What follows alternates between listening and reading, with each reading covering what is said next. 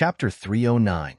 Kos had already suffered internal injuries and was flustered by the Demon's Lair Edge's soaring killing intent. He hastily took out a magic scroll from his space ring and released it. A ball of silver light tightly wrapped around his body as he hastily chanted a magic incantation. The frigid wind whistled like a sharp knife, forming an enormous, turbulent whirlwind that formed multiple layers of obstruction for the Demon's Lair Edge. The Demon's Lair Edge that was flying at high speed was slowed by the frigid gale when it fell into the enormous whirlwind. The killing intent condensed on the Demon's Lair Edge also dissipated a bit. When the Demon's Lair Edge broke through the obstruction of the whirlwind, it immediately shot into the silver light emitted by Kos's magic scroll. The Demon's Lair Edge was already an arrow at the end of its flight when it was struck by this layer of light that contained a strange energy. It only made Kos spit out a mouthful of blood again, but didn't take his life. Protect the Lord. When the three Templars saw Kos in such a sorry state and Han Shua's ferocity, they lost their heads out of fear and shouted loudly. They spat out mouthfuls of blood and staggered towards Han Shua and Kos. Actually, Han Shua's own body was also in a terrible state. First, the skeletal staff suddenly went berserk and absorbed 90% of his mental strength. Then, when the Templars ambushed him, the Demon's Lair Edge absorbed more than half of Han Shua's magical yuan. Currently, Han Shua's strength was far too lacking compared to when he was at his peak.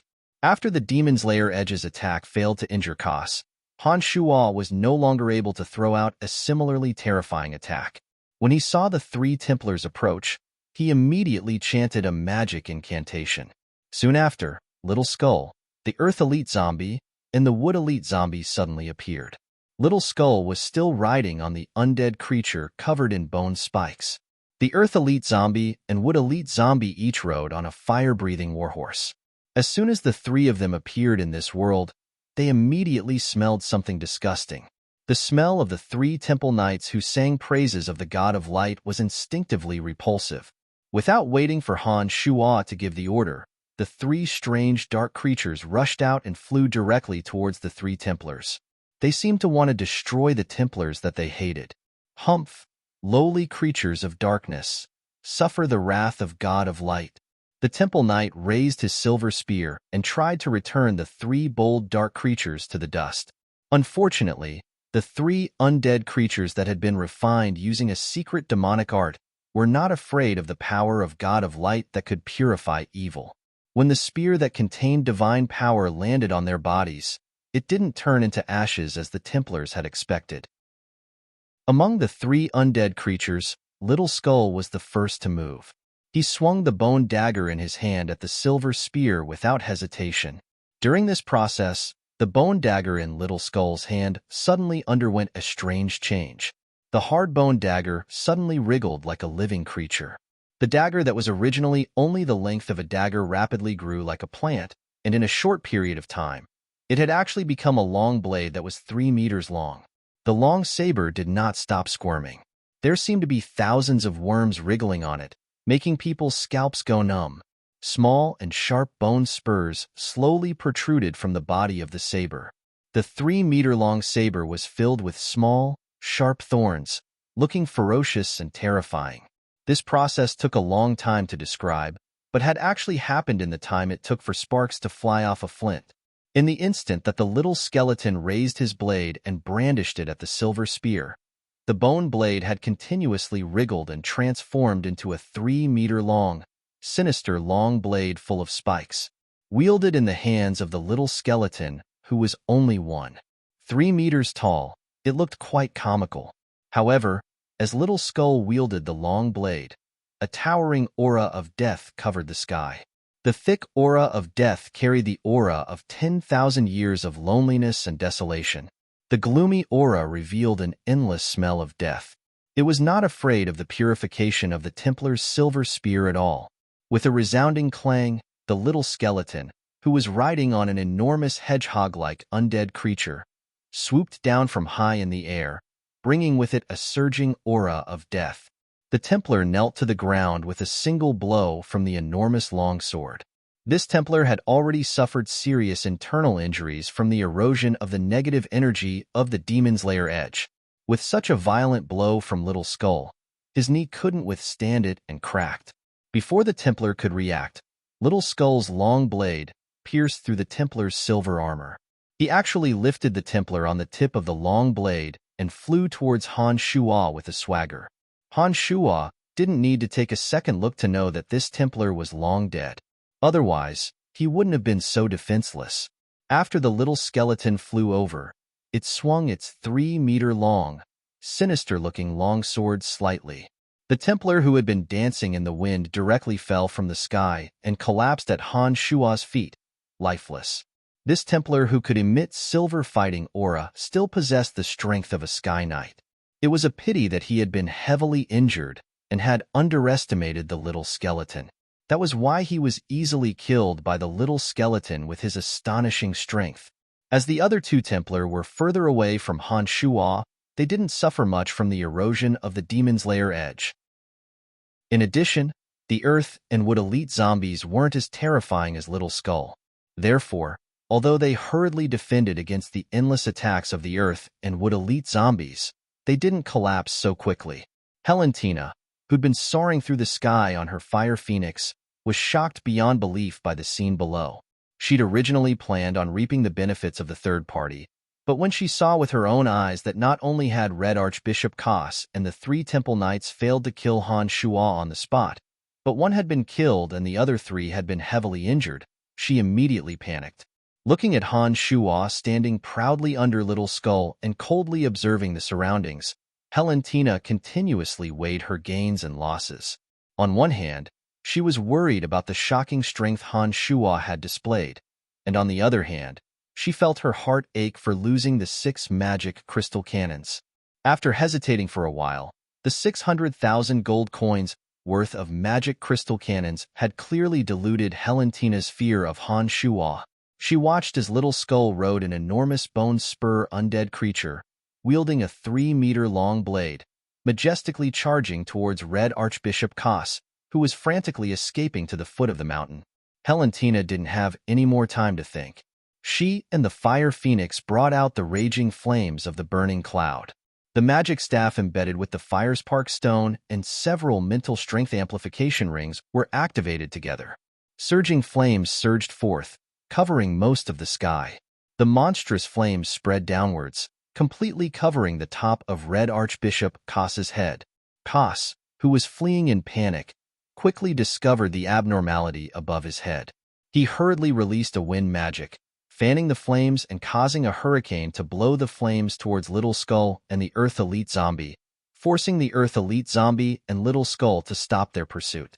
Undead creatures were born to live in the dark and damp world. They were eternally drowned in the endless cold without sunlight. Therefore, they had an instinctive aversion to blazing light and high temperatures. When the surging flames enveloped Kos's direction, Little Skull, Earth Elite Zombie, and Wood Elite Zombie didn't immediately rush over. Lord Kos, Lord Kos. Some of the Templar Knights in the distance finally rushed over. The strength of these Templar Knights was obviously inferior to the 3 experts with crosses on their chests. Most of them had olive branches and holy grails on their chests. Most of them had the strength of advanced knights or earth knights. However, there were quite a few of them. As they were blessed by the god of light, they also had the power to purify undead creatures. It would be unrealistic for Han Shuo to drown them with his enormous army of undead. Not to mention there was also the Light Grand Magus Kos. Kos, who was heavily injured and had expended a large amount of mental strength, immediately shouted when he saw the Templar Knights arrive, "Kill this heretic! His heart of darkness shouldn't exist in this world of light." Previously, Kos had tried to persuade Han Shuo with kind words. But now that he had tested Han Shuo's strength and been seriously injured by Han Shuo, Kos no longer had a benevolent heart. Out of fear of Han Shuo's evil power, he immediately gave the order to kill as many as possible. When the Templar Knights who had just arrived saw the sorry state of Kos and the others, they immediately followed Kos's orders and charged towards Han Shuo on the mountain that was already riddled with holes. The other 2 Templar Knights, who had barely managed to catch their breaths under the attacks of the Earth Elite Zombie and Wood Elite Zombie, immediately shouted, "Be careful of his dark creatures." Not only are they not afraid of divine energy, they also possess mysterious techniques. We must be careful. While the Templar Knights were talking, a group of death guards of the Calamity Church appeared on the other side of the mountain.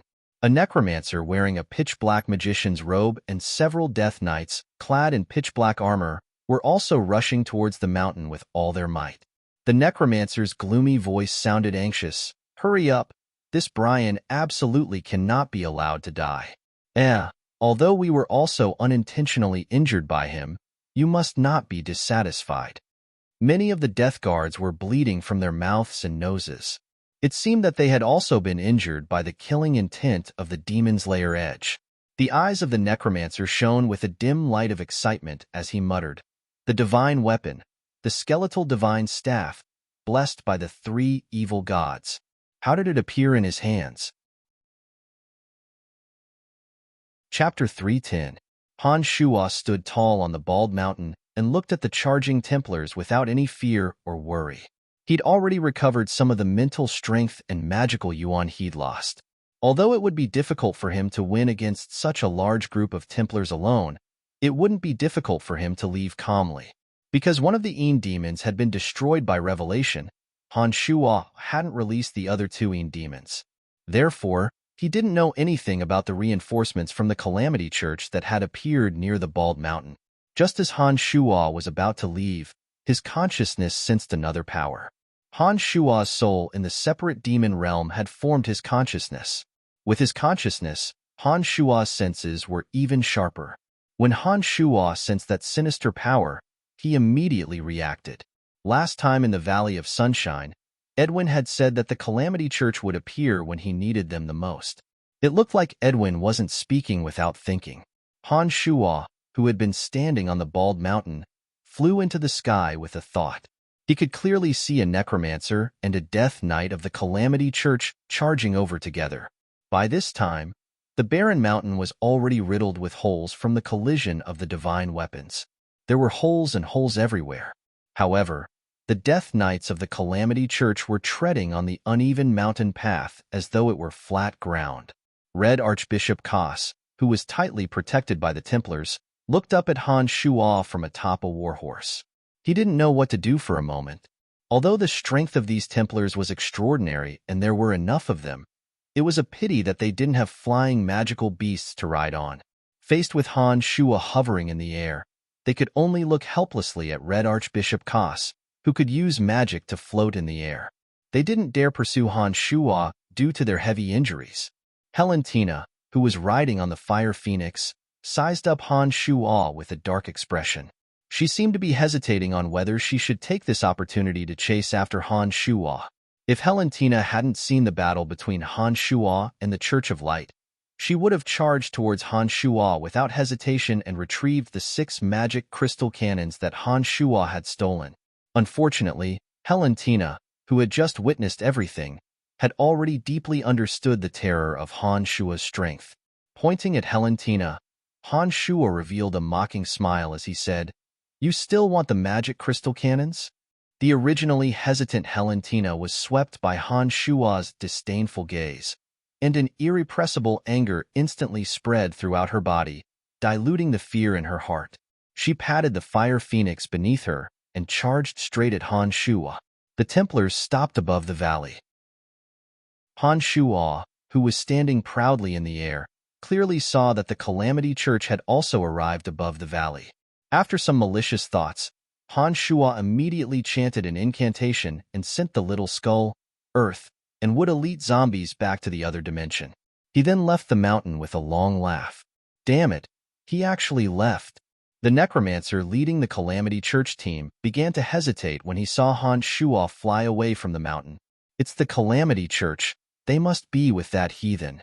It was at this moment that the Templars discovered the Calamity Church's people coming up from the foot of the mountain. As mortal enemies, the two forces had been fighting openly and covertly for hundreds of years. The accumulated hatred between the two sides was definitely greater than the hatred between Han Shuo and himself. Therefore, as soon as the Templar Knight shouted, the Templars of the Church of Light didn't hesitate in the slightest. All of them attacked the Calamity Church's Death Knights that appeared in their line of sight. The battle began in an instant. Having fought for hundreds of years, the two sides' eyes were red with bloodlust as they sang praises to their respective gods. The battle raged like wildfire. The necromancer leading the team had originally planned to curry favor with Han Shuo and rescue Han Shuo from the hands of the Church of Light.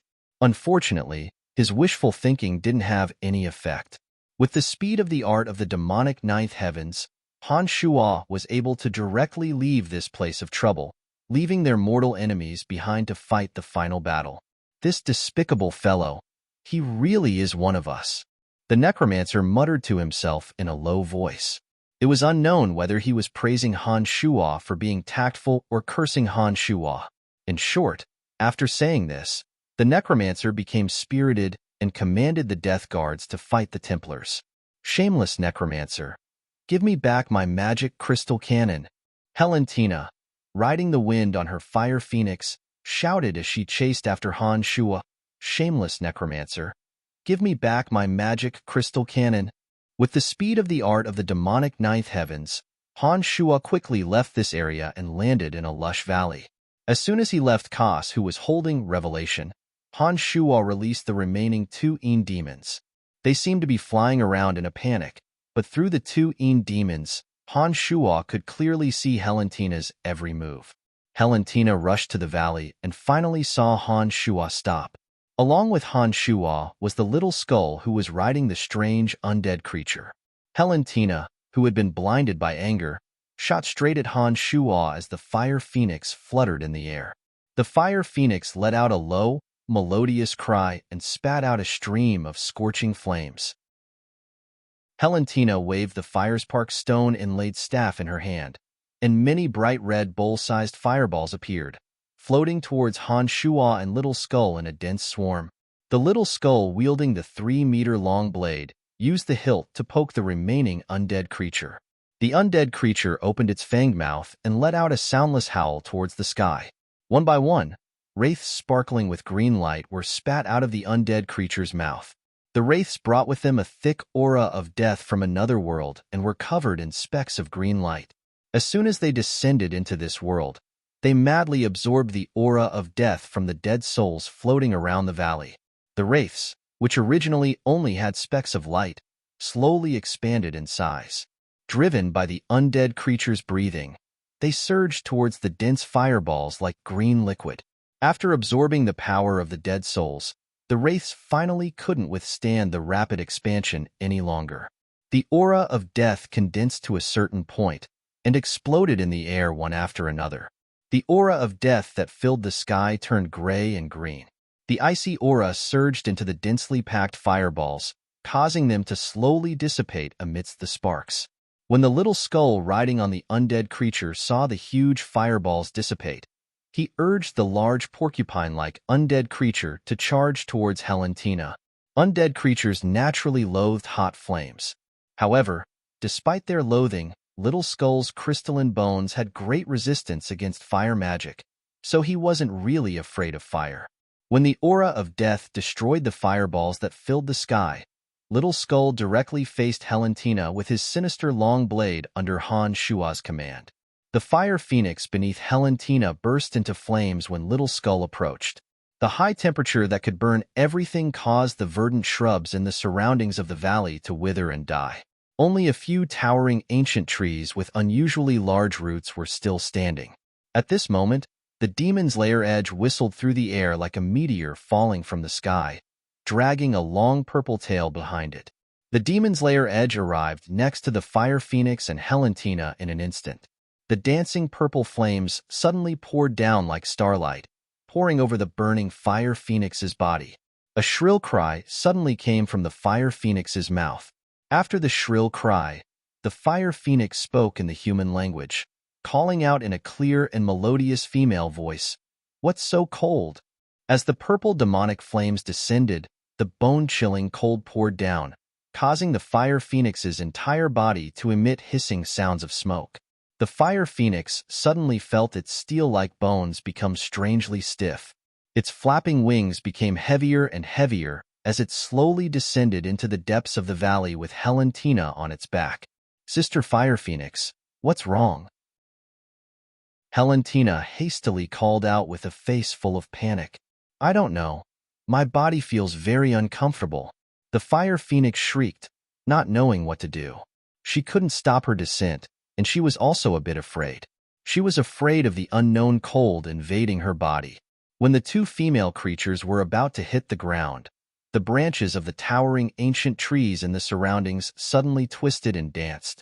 They were like the tentacles of an enormous octopus, tightly trapping Valentina and the fire phoenix. They couldn't move at all. Damned necromancer. How can you use the power of nature of a druid? The fire phoenix's crisp voice continued to shout after being tightly bound by the branches. Valentina grasped the fire obsidian staff in her left hand and struggled to chant a fire incantation, but she suddenly discovered that a sinister long blade with a sharp tip was pressed against her slender white neck. Valentina raised her head and saw that the strange little skull had a pair of bone wings formed from 7 bone spurs flashing lightly behind his back. The long blade that was completely disproportionate to his body was being held in his hand, and an eye flashing with purple light was staring at her, causing her to feel a chill run down her spine. What do you want? Valentina raised her head to look at the cold Han Shuo. She, who had experienced the baptism of blood and fire to get to where she was now, had actually calmed down. She looked at Han Shuo with resentment. Chapter 311. What do you think, hehe? Han Shuo purposely laughed lewdly, his face full of obscenity. When he looked at Valentina, he kept glancing at her curvaceous body. Valentina, who was wearing a fiery red magic robe, was tightly bound together with the fire phoenix by the branches. The Wood Elite Zombies' tree branches were as soft as snakes, but no matter how soft the branches were, they still had some sharp edges. Valentina's magic robe was torn by the branches, revealing a few patches of her snow-white skin. Valentina's thoughts immediately went astray when Han Shuo used the branches to bind her. When she saw Han Shuo's lewd gaze, her heart was thrown into chaos. She angrily glared at Han Shuo in panic, wanting to commit suicide. Helen, don't. The fire phoenix sensed Valentina's thoughts and immediately cried out in alarm to stop her. Unfortunately, the fire phoenix was tightly bound and couldn't move at all. Therefore, she had no way of moving Valentina. Valentina, who was about to bite her tongue to commit suicide, suddenly felt her entire body go limp and weak. She didn't even have the strength to bite her tongue. She then saw Han Shuo walk over, his large hand landing on the back of her white and slender neck. A strange energy flowed into her body from Han Shuo's coarse hand, gradually draining her of strength. I'm not interested in your body for now. You don't need to rush to die. Han Shuo snorted coldly and slapped Valentina unconscious with one hand. He then grabbed her and flew high into the sky. As the branches binding the fire phoenix slowly fell, Han Shuo's voice came from afar. Have the Helen Duchy prepare 1,000,000 gold coins. I'll hand her over to you. Otherwise, you can just wait to collect her corpse. The fire phoenix, whose entire body was slowly loosening, watched as Han Shuo carried Valentina into the distance. Her crisp voice was filled with bitterness. 1,000,000 gold coins. If those people know that she's been captured, they'll probably only think about how to rebel. What should we do? The faraway Han Shuo didn't hear the phoenix's voice. After capturing Valentina alive, Han Shuo rested for a while in the depths of the valley, replenishing the mental strength and magical yuan he had expended. Half a day later, when Han Shuo once again returned to the Bald Mountain, he could tell from the traces of gravel on the mountain that there had been another battle after he left. As for the final outcome of the war between the Calamity Church and the Church of Light, Han Shuo naturally had no way of knowing. After arriving at the foot of the mountain, Han Shuo used the Earth Elite Zombie to deploy the energy of the Earth and once again brought the 6 magic crystal cannons to the surface. Summoning zombie warriors to push the 6 magic crystal cannons, Han Shuo used the 2 Een demons to scout the surroundings as they slowly made their way towards Bretel City. If Han Shuo could fly through the air, he would naturally be able to return to Bretel City in a short amount of time. Unfortunately, he was carrying 6 magic crystal cannons and had to constantly avoid the soldiers of other duchies. Therefore, he naturally couldn't fly fast. Late at night on the second day, Han Shuo directed the zombie warriors to bring the magic crystal cannons to a dense forest and slowly advance together with the zombie warriors. Han Shuo placed the two demons on the side, keeping an eye on the surroundings at all times. Suddenly, Han Shuo summoned the Earth Elite Zombie and hid the 6 magic crystal cannons in the ground. He stared coldly at the depths of the dark forest and shouted in a low voice, "Come out!" A fleeting shadow slowly appeared in the depths of the darkness. It was the necromancer he'd met yesterday. The shadow elongated and gradually revealed its original appearance. Like an old fey demon that had crawled out of its grave, this necromancer's entire body was brimming with the aura of rotting corpses. His ash-gray eyes were unfocused like those of a zombie, instilling an instinctive fear in the dark night. As a necromancer himself, Han Shuo naturally wouldn't feel any fear when he saw this necromancer appear. Holding Helentina in the crook of his left arm, Han Shuo frowned as he looked at the necromancer who'd appeared and said, "It looks like your physical body is no longer here. You're just a mix of a soul and an undead creature. Just how many years have you existed for?" Necromancers were known as soul snoopers in the outside world. Apart from the legendary gods of this plane, necromancers were the ones who understood the wonders of the soul the most. Through their understanding of the essence of the soul, high-level necromancers could make their own souls immortal. Of course, necromancers with immortal souls couldn't live forever with their physical bodies. Necromancers with immortal souls would usually use the bodies of various powerful undead creatures to mix with their own bodies. This way, their bodies, which contained a dense aura of death, would be filled with coldness and wouldn't rot. This necromancer who'd appeared in front of Han Shuo had obviously fused with a fey demon that was one rank higher than an evil knight. His deathly pale face was filled with a morbid aura of death, and the unconcealable smell of rotting corpses proved that his physical body was no longer pure. "I'm called Wolf, 170 years old this year. I'm a Grand Magus Necromancer of the Calamity Church. Heh, we're all necromancers, so of course you know that as long as we're not killed, it's not difficult to obtain a longer life with our understanding of the soul." Wolf smiled as he looked at Han Shuo, talking about the topic of eternal life as usual. Nodding his head, Han Shuo smiled and said, "Of course, but you followed me for so long. Could it be that you wanted to talk to me about eternal life?" "Brian, you're a genius. Your existence is a rare miracle for the Calamity Church. In the past, we wanted to do everything possible to get you to join the Calamity Church, but it looks like we were all wrong. You've always been one of us, heh." Grand Magus Necromancer Wolf smiled sinisterly at Han Shuo. When these words were spoken, Han Shuo was shocked and looked at Wolf with a heart full of doubt. Han Shuo furrowed his brows and said, "I've never joined the Calamity Church. When did I become one of your Calamity Church's people?" Heh, it looks like even you don't realize what you possess." Wolf shook his head and sighed with emotion. He then smiled and said, "You'll know sooner or later. I've come this time to tell you that although the Temple Knights of the Church of Light have suffered heavy losses, Red Archbishop Kos, who holds the revelation, still managed to lead a portion of the Temple Knights out of the mountain alive. From now on, I think the Church of Light has already considered you as one of our Calamity Church's people. You'll inevitably face the endless pursuit of the Church of Light if you openly stay in Bretel City. Whether you're willing or not, we'll protect you in secret. However, I hope you'll be careful." After hearing Wolf's words, Han Shuo was extremely puzzled at first. After furrowing his brows and thinking for a while, he suddenly had a thought and took out the tricolored skeletal staff. He stared deeply at the 170-year-old necromancer Wolf and said, "Is this skeletal staff a divine weapon that belongs to your Calamity Church?" When Wolf, who'd been smiling and talking sinisterly, saw Han Shuo take out the skeletal staff, his ash-gray, unfocused eyes suddenly blossomed with a faint green light. With a trembling voice, he actually prostrated himself on the ground and chanted a string of inexplicable murmurs. His two hands made a strange posture, as if he was offering all of his faith to the evil god. The tricolored skeletal staff in Han Shuo's hand suddenly shot out 3 faint rays of yellow, blue, and purple light. The 3 rays of light instantly landed on the ancient Grand Magus Necromancer's body. Wolf trembled as he continuously kowtowed. Bathed in the 3 rays of light, his body began to wriggle like a worm.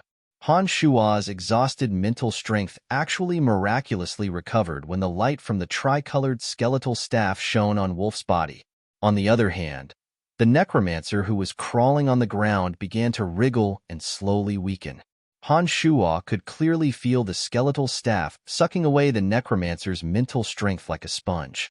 This process continued for a short while before the skeletal staff stopped flashing.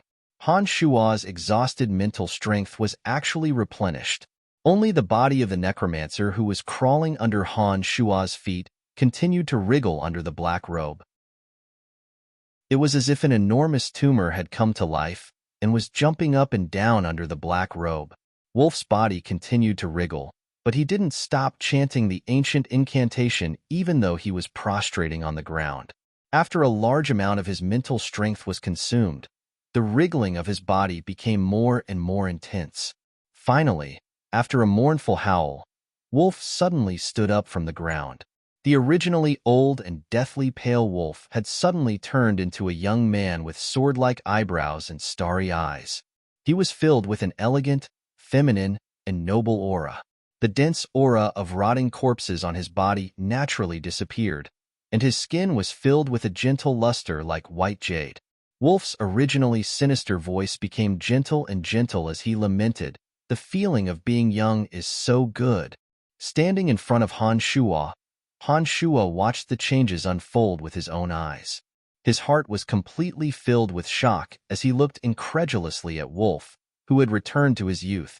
He then looked at the skeletal staff in his hand with shining eyes and muttered, "Miraculous, too miraculous."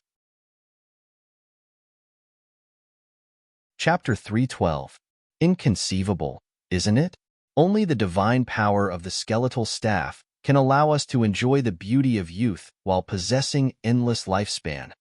Grand Magus Necromancer Wolf, who had lived for 170 years, took a deep breath of fresh air and proudly said to Han Shua. Han Shua's eyes sparkled as he greedily looked at the skeletal staff in his hand. His heart was filled with pleasant surprise as he muttered, No wonder I always felt that the skeletal staff had another use. I didn't expect it to have such a miraculous effect." Wolf seemed to be very satisfied with Han Shua's pleasant surprise. Wolf, who looked to be in his 20s, was filled with the elegance of a noble. It was unknown when a sharp knife had appeared in his right hand. In front of Han Shua, Wolf meticulously trimmed his fingertips that were originally as sharp as knives. While Han Shua was astonished, Wolf finished trimming his knife-like fingernails.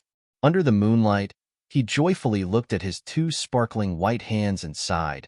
"How many years has it been? Ever since I fused with the Fey corpse, my slender and beautiful hands have disappeared, replaced by a pair of knife-like claws. Oh, my beautiful hands have finally appeared once again. I no longer have to hide in the endless darkness and use a black robe to wrap this body that can't be seen by others." After fusing with the old Fey corpse, not only was his body filled with the strong smell of rotting corpses, it also made his body look neither human nor ghost. Although Wolf had obtained a long lifespan, he would never dare to walk openly in public.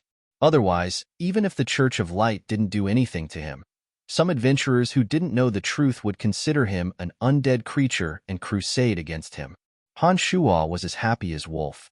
He excitedly studied the skeletal staff in his hand, but couldn't find the source of its mysterious power of rejuvenation. He also didn't know how to cast the spell. After hesitating for a while, Han Shua looked at Wolf with a smile and said, "Perhaps you can tell me the secret of this skeletal staff's rejuvenation?" Wolf's young face had a strange smile. He looked at Han Shua and shook his head, saying softly, "Unless you personally admit that you are a member of our Calamity Church and return to our holy land with me, only then will you be able to learn the true secret of the skeletal staff." Han Shua coldly snorted and stored the skeletal staff into his space ring. He indifferently said, "I am still young and don't need this mysterious power for the time being.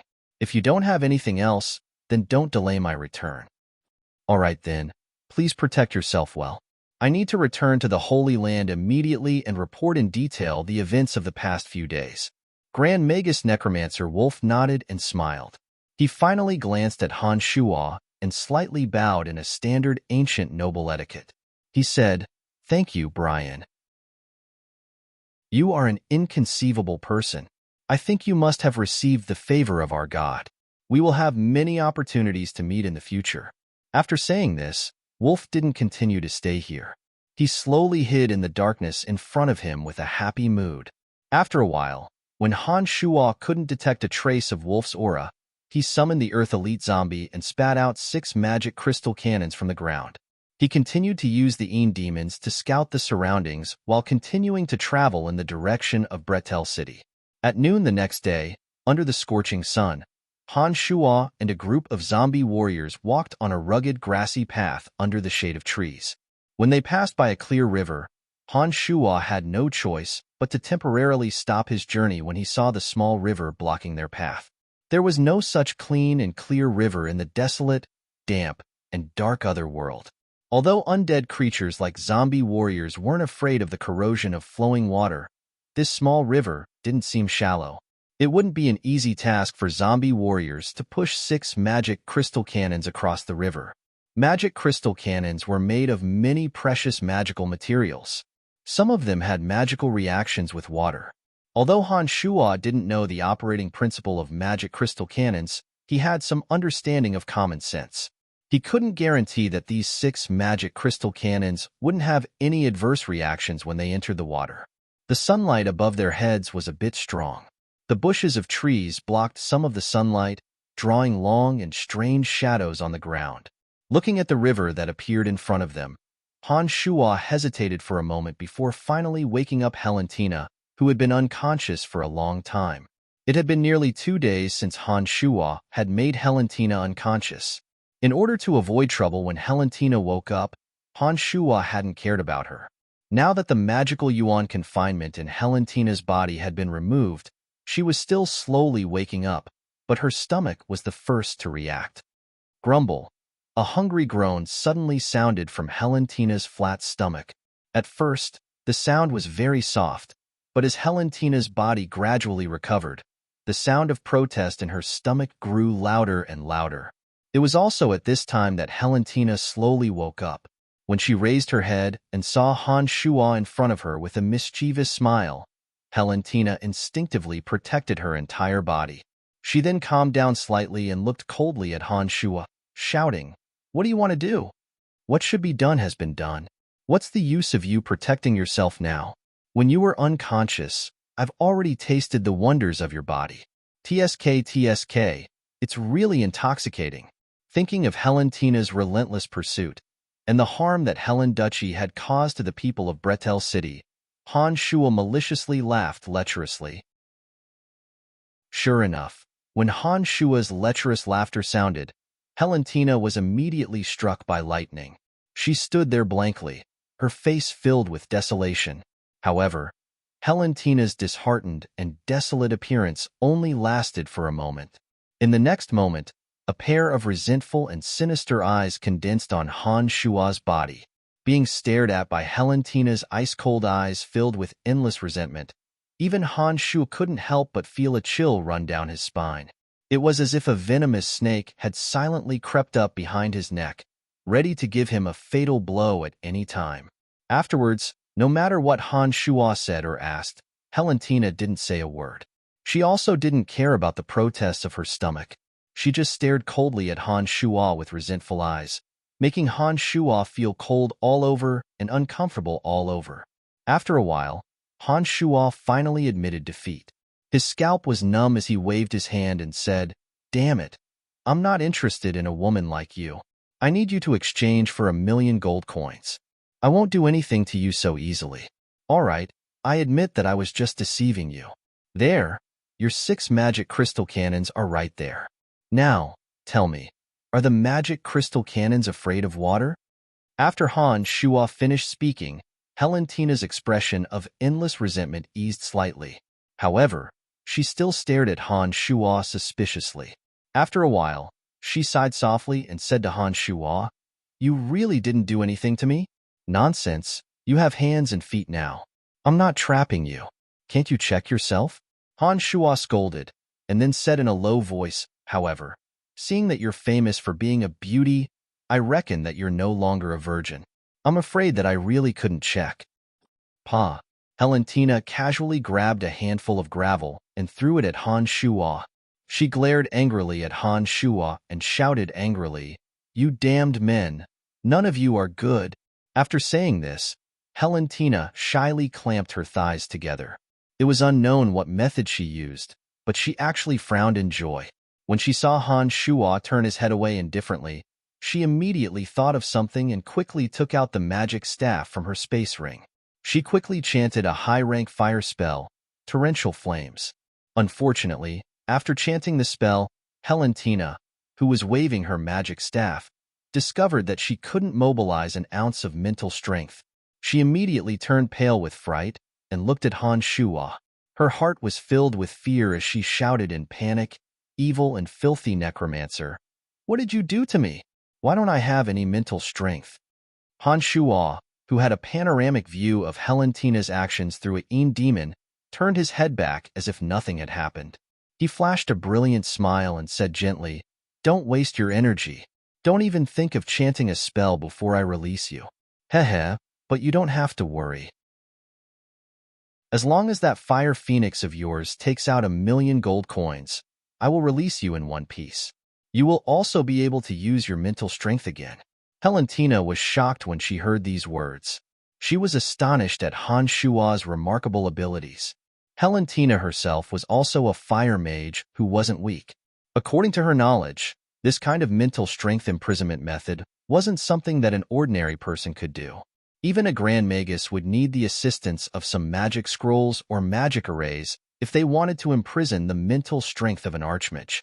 Han Shuo, at such a young age, was able to miraculously possess this kind of mental strength imprisonment ability. This was simply inconceivable to her. However, after recovering from her shock, Helentina quickly remembered some restless elements in the Hellen Empire. She understood that once those people knew that she had been captured alive, they would only take the opportunity to seize control of the Hellen Empire. They definitely wouldn't take out 1,000,000 gold coins to ransom her. Even that Duke Benedict of the Narsen Duchy, who seemed to be madly pursuing her, would probably only consider sending troops to the Hellen Duchy and seize the opportunity to seize it. "You should just kill me. No one will come to ransom me, not a single one." Helentina shook her head desolately, looking at Han Shuo disheartenedly as she spoke. Chapter 313. Humph, don't give me that. I won't touch you or let you go if I don't get 1,000,000 gold coins. Helentina had always been famous among the 7 Grand Duchies for her insidious schemes. Han Shuo naturally wouldn't believe her words. Looking coldly at Helentina, Han Shuo said, "Magic crystal cannons are made from many rare magic materials. I want to know if they're afraid of water?" The first thing Helentina did when she woke up was to look around her surroundings. She'd long since seen the group of zombie warriors supporting the 6 magic crystal cannons in front of the little river. She'd only been distracted by Han Shuo's threat to defile her. Now that she heard Han Shuo mention the magic crystal cannons, Helentina flew into a rage. She glared at Han Shuo and shouted, "Don't even think about getting any useful information out of my mouth, you damned bandit." "Bandit? Haha, your Hellen Duchy is the real bandit.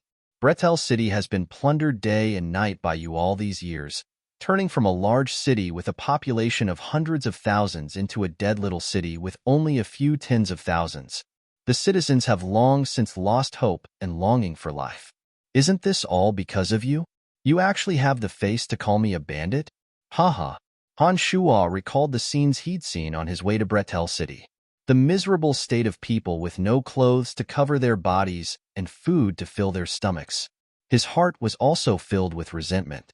Hearing Han Shuo's words, Helentina's charming face turned cold.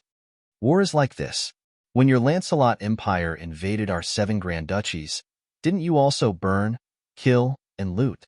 If it wasn't for our 7 Grand Duchies joining forces to drive you back, I'm afraid all of our citizens would have become slaves." Helentina's words were reasonable. Han Shuo thought for a moment and didn't continue to harp on this matter. Seeing that Valentina didn't have the slightest intention to speak, Han Shuo coldly said, "Do you think I have no other way even if you don't say anything? It's just a matter of a bit more time. For a necromancer, this kind of laborious matter is never a problem." Han Shuo didn't pay any more attention to Valentina after he finished speaking. He started chanting a magical incantation, summoning the wrinkled wood elite zombie. As soon as the wood elite zombie appeared, Han Shuo focused his attention and gave him an order. With the help of the wood elite zombie, the master of the forest, the large trees were uprooted one by one. The demon's lair edge sliced the tree trunks into sections, and the wood elite zombie wrapped the sections with soft branches. It took Han Shuo and the wood elite zombie half an hour to make 6 enormous wooden rafts. During this process, Valentina kept a close eye on Han Shuo and the wood elite zombie as she took out some bread from her space ring and swallowed it in a reserved manner. However, perhaps because she had been starving for too long, the speed at which she swallowed the bread was extremely fast. When the 6 wooden rafts were successfully made and pushed towards the small river by the zombie warriors, Valentina finally couldn't help but sigh. No wonder those from the Church of Light want to kill you. So you can summon such miraculous undead creatures. Valentina didn't know that the miraculous wood elite zombie was actually refined from the most ordinary zombie warriors. After the 6 enormous wooden rafts were launched and the zombie warriors pushed the magic crystal cannons onto the rafts, Han Shuo finally let out a light breath and sent the wood elite zombie and the rest of the zombie warriors back to the other dimension. There were only 4 zombie warriors paddling on each raft. Under the strength of the 4 zombie warriors, the 6 wooden rafts loaded with magic crystal cannons slowly began to move towards the other side of the river. It was also at this moment that Han Shuo once again appeared behind Valentina. His large hand pressed against Valentina's neck, and he softly said, "You should rest." After making Valentina unconscious, Han Shuo easily picked her up and slowly flew into the air. He landed on the foremost raft and commanded the zombie warriors to cross the river. Han Shuo avoided a few scattered groups of bandits and some mercenaries who made a living nearby. He finally arrived at the city gates of Bretel City without any mishaps. The temperature of the spring night was just right. The bright moonlight gently shone on the earth. If it wasn't for the dense death aura surrounding the zombie warriors pushing the magic crystal cannons, this would be a warm and cozy night scene. When they were about to reach Bretel City's gates, the soldiers on the towers were alarmed by the moonlight reflected by the magic crystal cannons. When they saw the 6 enormous cannons aimed at the towers, with some strange, stiff shadows pushing them from behind, they immediately paled in fright. "Who goes there?" The soldiers on the cannons shouted from afar before Han Shuo could even get close. Compared to the last time he'd come here, the current Bretel City that was riddled with holes had long since been repaired. The city gates had been replaced with enormous, dark, sturdy iron gates. After experiencing the last punitive expedition against the bandits, the soldiers who'd originally lacked any courage had now gained a bit of determination and calmness. The armor of the soldiers on the city walls was abnormally bright under the moonlight. The soldiers seemed quite imposing as they hurriedly raised their crossbows and aimed at the zombie warriors. More and more soldiers arrived on the cannons at the city gates under warning calls, all of them aiming their crossbows downwards. After experiencing the lack of defenses the last time he'd entered the city and facing the vigilance of the soldiers this time, Han Shuo truly understood that Bretel City was indeed different now.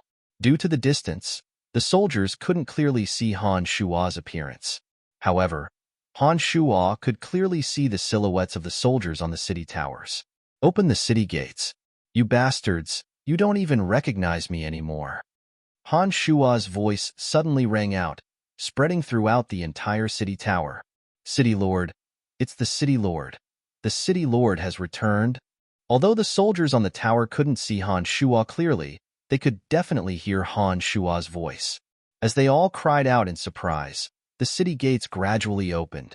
After the city gates were opened, the zombie warriors pushing the heavy magic crystal cannons finally slowly entered Bretel City. Although it was already nighttime, Fa quickly rushed over upon hearing the news and arrived at Han Shuo's side not long after. This is. Falk bowed respectfully towards Han Shuo as soon as he arrived. His expression immediately changed as he saw the 6 magic crystal cannons being pushed by the zombie warriors. Falk's expression immediately changed as he exclaimed excitedly, "It's the magic crystal cannons, and the powerful thunder god at that. Each of these cannons costs at least 100,000 gold coins. They can release a terrifying attack power through the magic crystal ore. On the battlefield, these magic crystal cannons are simply invincible weapons. City Lord, where did you get them?" Falk was indeed a seasoned soldier who had been baptized on the battlefield for many years. He finally recognized these 6 magic crystal cannons and even said the name Thunder God. Han Shuo only knew about the magic crystal cannons, but he didn't know much about their models and types. When he heard that Falk was so familiar with the magic crystal cannons, Han Shuo happily said, "Then, you should know how to use these 6 magic crystal cannons?" Of course, as long as there are enough magic crystal ores, these magic crystal cannons are very easy to operate. If there are enough magic crystal ores, each shot from these Thunder God cannons is equivalent to an Archmage's most powerful attack. If there are enough magic crystal ores, the magic crystal cannons can continuously reflect attacks without running out of mental strength or mana. Fox smiled confidently as he spoke. He walked in front of one of the magic crystal cannons. No one knew how he moved, but a small box split open at the bottom of the cannon. "Oh, there are ready-made magic crystal ores here. It's enough to fire 5 or 6 shots. Heh, some damned bandits have been wandering around Bretel City recently. It looks like they're planning on making a move on Bretel City again. I was worried about how to deal with them. With these 6 magic crystal cannons, I'll make them regret it." Falk grinned coldly as he looked at the 6 magic crystal cannons. It looked like he was planning on using these 6 magic crystal cannons to do something big. "All right then, I'll leave these 6 magic crystal cannons to you." Han Shuo immediately gave the order and headed straight for the city lord's mansion. The soldiers, including Falk, had seen the stunning Helen wrapped around Han Shuo's arm from the start. Helentina had obviously fainted, so these people naturally wouldn't ask about the city lord's private matters. When they saw Han Shuo heading straight for the city lord's mansion, these people glanced at Helen's alluring body a few times, chuckling lightly in their hearts. Therefore, on the night that Han Shuo brought Helentina back to Bretel City, some rumors and slanders began to spread in Bretel City. These people still didn't know Helentina's identity, but her beauty had left a deep impression on the soldiers. Therefore, in their moment of envy and jealousy towards Han Shuo, all sorts of lewd guesses and rumors began to spread. After bringing Helentina back to the city lord's mansion and locking her up, Han Shuo anxiously headed straight for the secret chamber. Not long after he'd arrived in Bretel City, Han Shuo sensed a distant call. This call was much weaker after being separated by thousands of mountains and rivers, but Han Shuo's consciousness had already formed at the separate demon realm. He actually sensed it. It looked like the fire elite zombie was about to come out. Chapter 314. As soon as he entered the cemetery of death, the call from the depths of his heart immediately intensified by more than 5 times. It seemed that because of the close distance, the fire elite zombie had also sensed Han Shuo's presence. Without stopping at the cemetery of death, Han Shuo directly used the art of the demonic ninth heavens to fly towards the depths of the dark forest. Familiar with the route, Han Shuo arrived at the place of extreme fire without spending too much time. Han Shuo, whose strength was no longer the same as before, sensed the enormous presence of the Lord of the Flames as soon as he arrived. The fire elite zombie was in the Kingdom of Flames where the Lord of the Flames resided. If Han Shuo wanted to enter the place of extreme fire and remove the restraints of the fire elite zombie's demonic formation while the Lord of the Flames was watching, it would be a headache. The 5 elemental zombies were all connected to the formation through a secret method, using the formation to gather the yuan energy of heaven and earth in the entire area. Only in this way could the 5 elemental zombies be formed. However, the formed elite zombie also needed to be removed from the restraints of the formation in order to truly come out. Otherwise, the fire elite zombie wouldn't have urgently called out to Han Shuo. After the last great battle, the Tanai Mountains rocks had all turned reddish-brown. The valley was comfortably warm, and there were even a few warm springs bubbling. Pacing back and forth in the valley, Han Shuo furrowed his brows as he pondered on how to enter the place of extreme fire and remove the restraints of the formation for the Fire Elite Zombie. The place of extreme fire had the Lord of the Flames. If Han Shuo wanted to enter the place of extreme fire unscathed, it was basically impossible for him to remove the Fire Elite Zombie's restraints there. Therefore, as Han Shuo furrowed his brows and pondered, he couldn't think of any good methods for the time being. The call from the Fire Elite Zombie grew more and more intense. Having already sensed Han Shuo's arrival, the Fire Elite Zombie was anxiously transmitting his urgent wishes through his spirit. Han Shuo, who was also burning with impatience, hesitated for a moment before finally deciding to take the risk and explore the place of extreme fire. Arriving at a hot spring, Han Shuo slowly dived in. As soon as he entered the spring, the warm spring water submerged Han Shuo, causing Han Shuo's exhaustion to completely disappear. However, the pressure from the Lord of the Flames wasn't so easily dissipated. Han Shuo dived to the bottom of the spring and took out the Demon's Lair edge to knock around, searching for a crack to enter the place of extreme fire. After spending a while, Han Shuo finally found a crack to enter the place of extreme fire after he had pried open two enormous rocks. A dark green cover covered his entire body. Han Shuo slowly descended into the place of extreme fire through the crack. The scorching heat rose along with Han Shuo's descent. Intense fiery light shot out from within, causing the crack to display a gorgeous flower of fire. Han Shuo, who was inside the protective shield, could clearly observe all the changes in his surroundings. The cliff he descended from was as red as soldering iron, and there were even some soft, fiery, snake-like creatures growing within. A few flame demons were hibernating on the cliff, seemingly not noticing Han Shuo's existence, allowing Han Shuo to descend deep into the ground. Just as Han Shuo was about to fall into the place of extreme fire, a flame demon general discovered Han Shuo's existence within a crack in the cliff. The flame demon general waved its red arm, and a scorching flame shot straight at Han Shuo. With a wave of his hand, a ball of purple light floated out. The flame shot by the flame demon general disappeared in the light smoke before it could even approach Han Shuo. The icy cold aura clashed with the flames, and sparks shot out amidst the lingering smoke, slowly turning into sparks that fell towards the place of extreme fire below. Within the huge place of extreme fire that was like lava, a few sparks had actually activated its ferocious nature. The originally calm place of extreme fire that was only bubbling seemed to have sensed the aura of the flame demon battle general and actually began to boil rapidly. The bubbles that emerged became the size of bowls, and the already scorching high temperature rose even higher. As the place of extreme fire boiled, an enormous head slowly surfaced from the magma, followed by the Lord of the Flames' body that was more than 10 meters tall. Flames shot out from the place of extreme fire in all directions. The furious Lord of the Flames had sensed the presence of a living person. Roar! It raised its head and let out a terrifying roar. The entire place of extreme fire seemed to tremble under its terrifying roar. The red-hot rocks of the place of extreme fire trembled and fell into the place of extreme fire. Amidst the plop sound, the Lord of the Flames' huge head looked around. An ear-splitting roar accompanied by monstrous flames instantly spread throughout the entire place of extreme fire. Amidst the surging flames, Han Shuo's dark green shield became a particularly conspicuous existence.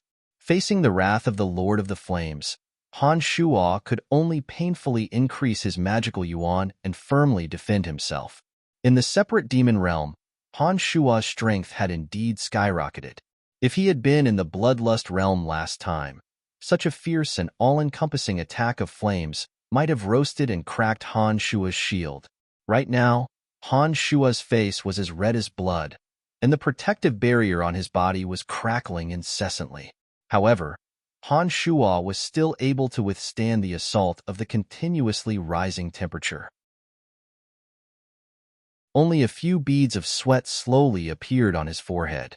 Accompanied by a deafening roar, the Lord of the Flames emerged from the magma of the place of extreme fire with raging flames surrounding its body.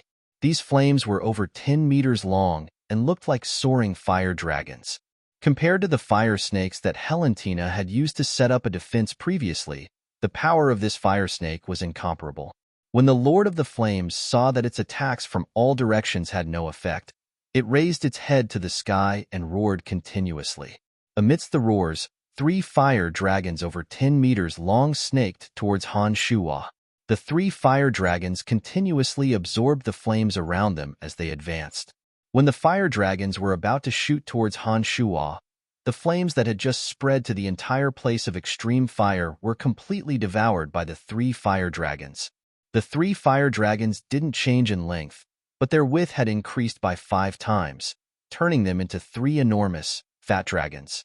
The surging, berserk aura of flames seemed as if it would burn the entire valley into charcoal.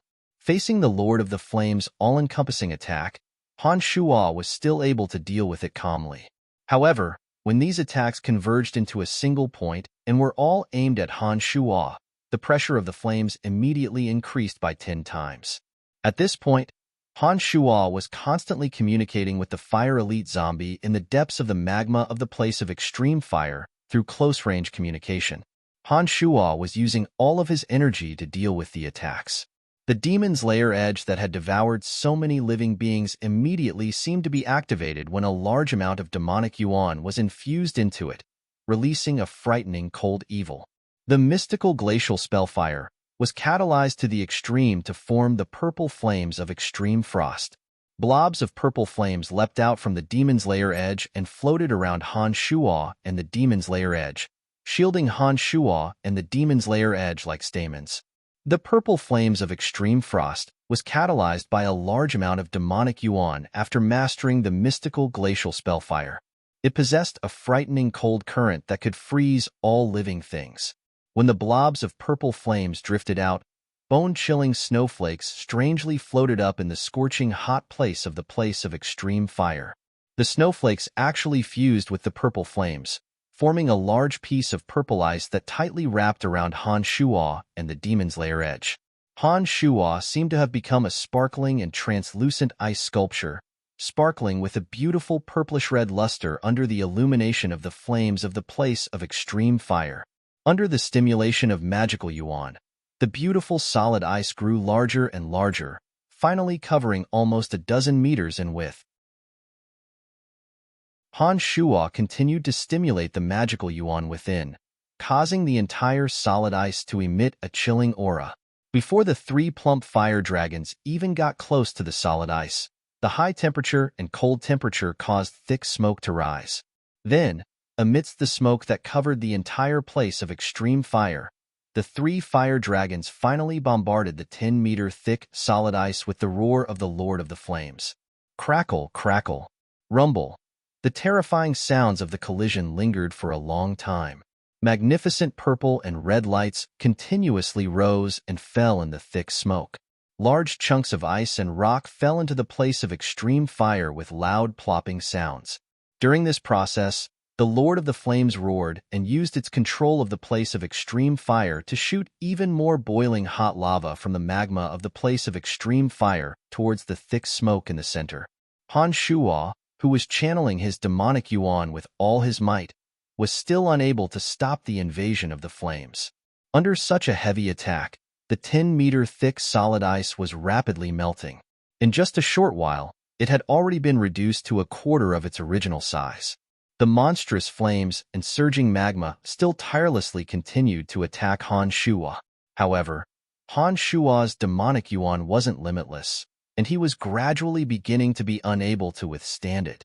At this moment, Han Shuo was still rapidly communicating with the Fire Elite zombie through his connection.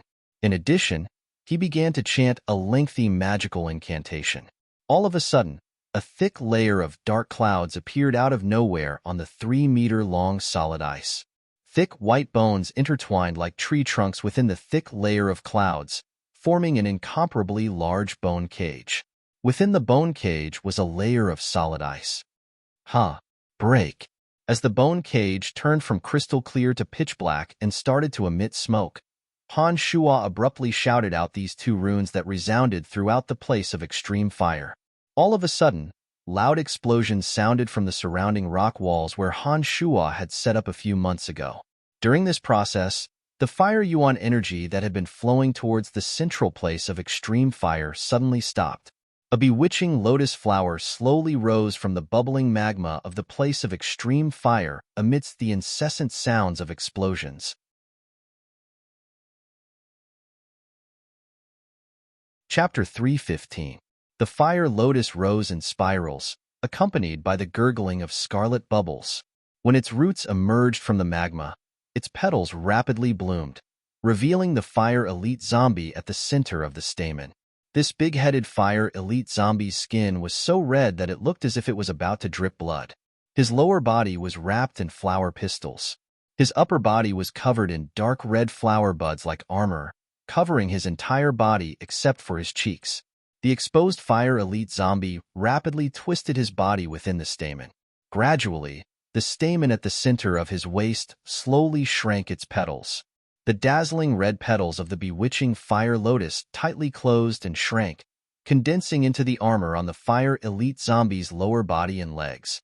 During this process, the enormous yuan energy of fire in the entire place of extreme fire gathered towards the fire elite zombie amidst the explosions of the surrounding formations.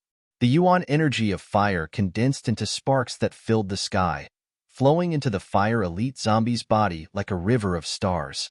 A scorching high temperature was transmitted from the fire elite zombie's body as a lotus pattern gradually formed between his eyebrows. It slowly turned from blurry to clearer and clearer, ultimately becoming the shape of a fire lotus that was shrunk 100 times and imprinted in the center of the fire elite zombie's eyebrows. The large fire lotus that enveloped the fire elite zombie gradually shrank and disappeared. By the time the lotus imprint between the fire elite zombie's eyebrows had formed, the fire lotus beneath him had completely disappeared without a trace. The fire elite zombie's scarlet eyes fell on Han Shuo's body. His large head swayed a bit, and he suddenly opened his mouth to take a deep breath. The raging flames that were still frantically corroding Han Shuo's body turned into rays of fiery light that entered his mouth as he took a deep breath. As his throat trembled, all of the flames entered his stomach. The solid ice that covered his entire body remained firm due to the disappearance of the raging flames. Seeing that the fire elite zombie had emerged, Han Shuo did not continue to incessantly circulate his magical yuan, but instead gradually rose towards the crack.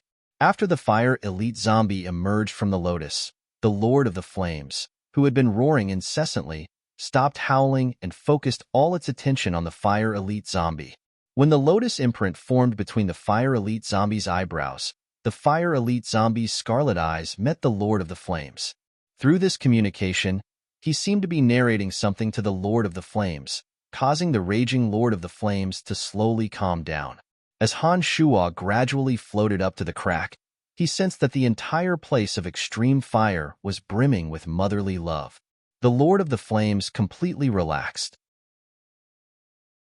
The enormous Lord of the Flames held the fire elite zombie in its palm, communicating something in a mysterious manner. Since the fire elite zombie had already emerged, Han Shuo knew that the fire elite zombie would definitely follow his aura due to the restrictions of the demonic attack and the connection of his blood essence. Not to mention that this fire elite zombie had been brought here by Little Skull from another dimension. Even though it had been refined by the demonic attack and possessed a higher level of awareness and intelligence, the imprint deep within its soul hadn't changed much. Han Shuo wasn't the slightest bit worried that the fire elite zombie wouldn't recognize him as its master. Since the Lord of the Flames didn't try to kill him again, Han Shuo could easily leave. He basically didn't encounter any obstructions along the way, and Han Shuo soon arrived at the center of the valley. As soon as he arrived at the center of the valley, Han Shuo immediately gave the fire elite zombie an order to collect the exotic ores in the place of extreme fire. Then, he waited for the fire elite zombie's arrival in the valley. In the center of the place of extreme fire, the fire elite zombie and the Lord of the Flames had interacted for a few months. During that time, the Lord of the Flames had treated the fire elite zombie as its own child. Since the two of them had both absorbed the yuan energy of fire in the place of extreme fire, They naturally had the same aura. This also made them feel close to each other. Therefore, Han Shuo understood that the two of them definitely had an extraordinary relationship. After the Fire Elite Zombie left the place of Extreme Fire, it meant that the Fire Elite Zombie definitely wouldn't continue staying in the place of Extreme Fire. Since the Fire Elite Zombie was about to leave, the two of them definitely had to part ways. Therefore, Han Shuo didn't disturb them. When Han Shuo arrived at the valley and was comfortably lying in the middle of a hot spring, a raging flame appeared out of nowhere and instantly submerged Han Shuo. In an instant, the spring water bubbled unceasingly. Han Shuo immediately jumped out, his body emitting light smoke. "Who's there?" Han Shuo jumped into the air and shouted loudly. The purple flames in his palms danced as he extinguished the flames on his body. He looked around coldly and sternly. The two demons were immediately released and floated around the surrounding valley, paying attention to all changes in the surroundings. Han Shuo released his consciousness and similarly observed the surroundings. He had a strong desire to kill the sneak attacker behind him. 7 or 8 bright red magic missiles shot out from the red walls surrounding the valley, whistling towards Han Shuo. Han Shuo, who was already on guard, didn't fall for the attack so easily. He neatly deflected the 7 or 8 magic missiles with purple light. Starting from the magic missiles, fireballs, firewalls, and fire snakes appeared one after another, shooting towards Han Shuo from all directions. The two demons observed the surroundings, but didn't find any traces of the sneak attacker within a short period of time. It wasn't until Han Shuo destroyed the 2 fire snakes that his consciousness sensed a weak, magical wave. When the 2 demons approached, they saw a bright red ball of fire on a protruding rock wall. The ball of fire was a magic shield cast by a fire mage. A blurry figure waved a staff within the red magic shield, shooting out spell after spell. The sound of the mage chanting in the middle of the ball of fire was blocked by the shield, so Han Shuo didn't hear anything. Don't hide anymore, Grand Magus Marceau." Han Shuo snorted coldly and quickly floated towards that area. Along the way, explosions rang out all around him, and the fire magic attacks flying towards Han Shuo were all blocked. The originally still ball of fire suddenly shot high into the sky, and the blurry figure gradually became clear amidst the scattered sparks. It was indeed the Fire Grand Magus Marceau from the Brute Merchant Alliance who had appeared in the valley last time. During the battle in the valley, Han Shuo and she were originally allies, but due to some disagreements due to the predicament in the place of extreme fire, they eventually parted on bad terms. Who would have thought that after such a long time, Marceau still hadn't given up on exploring the place of extreme fire and actually met Han Shuo again in such a place. Marceau had been suspicious of Han Shuo ever since the Fire Lotus suddenly disappeared last time. Now that Han Shuo had appeared here again, she was already certain that Han Shuo was behind all this. In addition, she already held a grudge against Han Shuo last time, but she hadn't immediately made a move because she had expended too much mental strength. Now that she had met Han Shuo this time, coupled with the temptation of the fire attribute treasure, she took the risk and made a move against Han Shuo out of desperation. Seeing that her identity had been exposed, and that Han Shuo could still calmly deal with all kinds of fire magic attacks, Marceau immediately sensed that Han Shuo's strength had improved at an astonishing rate. Thus, she immediately made the correct decision to leave Han Shuo as soon as possible. "Hehe, you want to leave so soon? Do you think you can escape?" Han Shuo mocked coldly as he shot towards Marceau. The Demon's Lair edge was already in his hand at some point. The scenery of Tanai rapidly fell behind him. Marceau actually had the spare energy to release firewalls to block Han Shuo as she fled. However, the rampaging Han Shuo completely ignored the obstruction of these firewalls. During this process, a large area of Han Shuo's body was burned, and his charred skin was blown away by the wind. Then, new skin would be born as smooth and healthy as before. Even his eyebrows that had been burnt to a crisp had grown back in just a short while. The incomparably bedraggled Han Shuo had actually recovered his carefree composure in the midst of the chase. Not far behind Han Shuo, a fiery red shadow was madly sprinting over. The fiery red shadow was like a ball of burning flame. The dry trees in the valley were all set ablaze wherever it passed. Therefore, it was as if it had become a miraculous tinder. Wherever it passed, everything that could be burned would be set ablaze violently. Marceau, who was a fire grand magus, used the levitation spell to fly all the way. Her heart was filled with shock. She hadn't expected Han Shua's strength to be so terrifying. Her deliberate sneak attack hadn't been able to seriously injure Han Shua, and he could still fly so quickly. The distance between them was getting closer and closer, and it seemed that he would catch up to her soon. This made Marceau extremely anxious. Isn't that Grand Magus Marceau? Marceau suddenly exclaimed as she ran. In the depths of a dense forest, a group of beautifully dressed adventurers raised their heads to look at Marceau, who was clearly in the middle of the ball of fire. Marceau, who was running all the way, looked down at the adventurers below her and immediately let out a sigh of relief. She quickly descended from the air towards the adventurers and said urgently, "There's an assassin from an enemy kingdom chasing me. Everyone, prepare to attack." Marceau and these adventurers should have known each other for a long time. When they heard her words, these adventurers immediately became indignant. They each readied their weapons and arrows and aimed at Han Shua in the sky. They would attack as soon as Han Shua approached.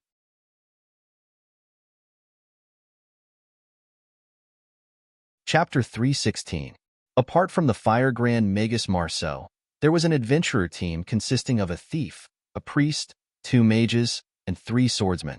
The members of this adventurer team weren't weak. Their average age was around 40 years old, and they were all experienced experts. Among them, the Fire Grand Magus Marceau seemed to be the leader of this adventurer team. Therefore, as soon as Marceau's voice sounded out, these people immediately attacked Han Shua. Of the 2 mages below, one was a lightning adept mage, and the other was likely a water archmage. The 2 of them were the first to make their moves. Several lightning balls crackled in the air as they shot out lightning balls, crashing towards Han Shua amidst the explosion of lightning. The other water archmage waved his magic staff, and a few icicles formed. The sharp icicles flashed with a cold light as they flew towards Han Shua with a violent impact. The priest chanted a spell to recover mana, and a silver ring of light appeared on Marceau's body. Marceau had used up a lot of mental strength earlier, and now her depleted mental strength was nourished by the silver ring of light. Her wrinkled face shone with a faint light. 2 senior swordsmen and 1 swordmaster immediately surrounded Marceau, and the other 2 mages tightly. 2 huge iron shields were taken out and placed in front of them. The thief's eyes spun a bit, and he darted into the dense forest like a leopard, preparing the traps that he had set up earlier. Han Shua descended straight towards Marceau. Due to the Een demon spying, he'd taken note of these people's appearances and strength in advance. He'd already taken out the skeletal staff as he descended, and a thick cloud of black smoke abruptly spread out with Han Shua at the center. Han Shua's body disappeared within the thick smoke. A few lightning balls and icicles all crashed into the thick black smoke. However, due to Han Shua's sudden disappearance, these attacks naturally couldn't find their target. Instead, they collided with each other and created a huge boom. When the lightning balls and icicles dissipated, the thick black smoke also gradually dispersed. The adventurers below, who had been waiting for their chance, stared closely at the center of the smoke with Marceau in the lead. 3 of the swordsmen held a huge crossbow and temporarily became 3 archers, waiting for Han Shua to reveal himself at any time. However, when all the thick black smoke dissipated, Han Shua's traces had disappeared under the clear sky. The adventurers that had been prepared to give Han Shua a head-on blow stared blankly at the clear sky, not knowing what to do. Rumble. Mounds rose from the ground one after another. The sharp mounds came without warning, and all of the adventurers' attention was focused on the sky. They were caught off guard, and all of them lost their footing. Grand Magus Marceau and the Water Archmage were the first to fly into the sky. The 3 swordsmen reacted quickly and grabbed the iron shields in front of them to block the mounds that were attacking the lightning adept mage and priest. They were thrown into the air by the impact of the mounds, but the iron shields dissipated most of the force. The swordsmen, who were meat shields to begin with, didn't suffer much damage. The thief was extraordinarily agile, and like a monkey in the jungle, he leapt and stepped on the ground. He used the silver line he had set up beforehand to shoot towards a large tree in the distance, avoiding all the attacks from the mounds. After he landed on the tree, he used the dagger in his hand to cut off a rope. The sharpened tree trunk suddenly flew out and shot towards Han Shuo, who was hiding in the shade after landing.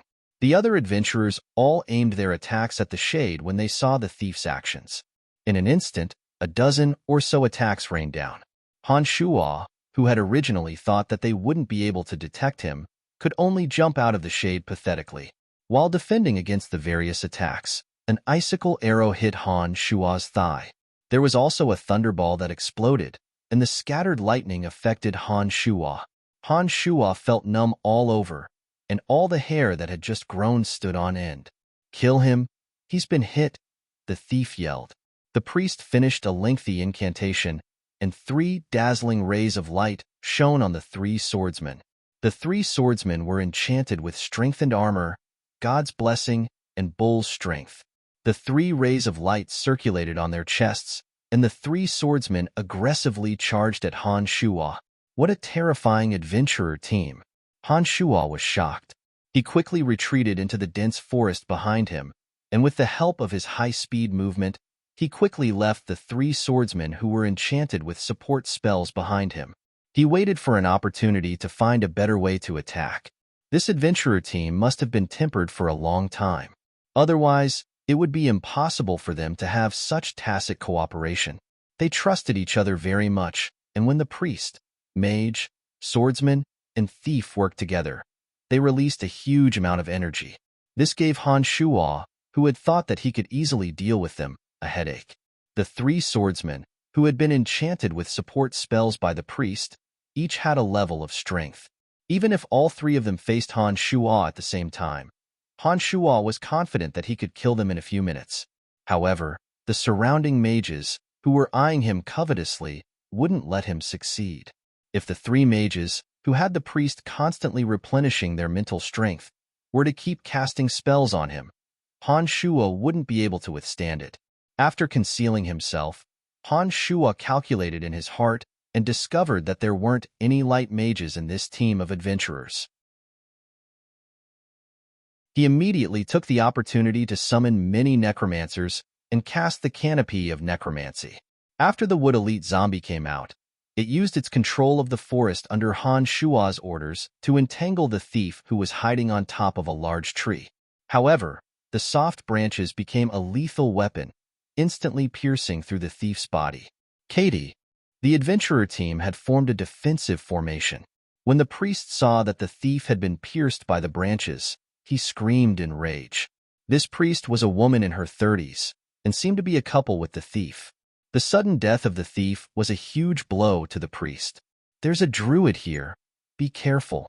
Fire Grand Magus Marceau also yelled angrily before hurriedly reminding everyone. The 3 swordsmen on the ground hurriedly waved their heavy swords when they heard this, clearing all the trees and weeds around them. Although they were angry, they still looked around vigilantly. The priest, who couldn't find a target to fight with, fell into Marceau's magic barrier and started cursing in grief and indignation. He crazily released probing magic one after another. So many people. The priest who had released probing magic sensed that there were suddenly many densely packed people in all directions. This caused the furious priest to sober up a lot as he looked around and murmured, "How many people? How many people?" Fire Grand Magus Marceau was anxious and hurriedly asked. "Many, very many," the priest replied. He immediately looked at the thief's corpse and begged Marceau, "Get his corpse first, hurry. Take Katie's corpse and leave immediately." "Damn it, I remember now. He's also a necromancer." Fire Grand Magus Marceau yelled loudly. The 3 swordsmen rushed towards the dead thief without a care for anything else. Numerous undead creatures slowly appeared in the dense forest accompanied by rustling sounds. Among them, there was an evil knight riding a fire-breathing skeleton warhorse. He raised a 2-meter-long bone spear high in the air, his cold and emotionless gaze landing on the 3 swordsmen. Behind the evil knight, There were 10 or so hate creatures with rotting bodies swaying about. They were either holding huge wooden sticks or spiked maces. Under the control of the aura of death, they gradually surged towards the group of adventurers in the center. As more and more undead creatures appeared, the hearts of Marceau and the others sank. When a swordsman got the thief's corpse, Fire Grand Magus Marceau of the Brute Merchant Alliance said, "I'll lead the way, let's leave immediately." 6 fire serpents danced in the air, the surging flames bringing with them a scorching heat. To undead creatures, fire was something that was extremely annoying and unbearable. The high temperature would burn their cold bodies uncontrollably. When the dense aura of death completely melted in the blazing flames, their souls would also follow the flames into the endless abyss. Therefore, when the 5 fire serpents danced and shot towards the path blocked by 2 hate warriors, the 2 hate warriors instinctively retreated, unwilling to endure the pain of the flames. When Han Shuo gave the order again, the hate warriors approached the flames once again. The high-level evil knight even charged towards the flames, killing towards the adventurers. Undead creatures were naturally afraid of fire, but the higher the level, the less of a fear they had towards fire. The hate warriors could only barely withstand the burning flames, but the evil knight was no longer afraid of fire. Under Han Shuo's order, he actually directly charged towards the flames. Not far away, a streak of fiery light arrived with a bang. Some of the surrounding low-level skeletons and zombies were all turned into ashes by the intense flames. Even the hate warriors couldn't help but retreat, no longer daring to approach that patch of fiery light.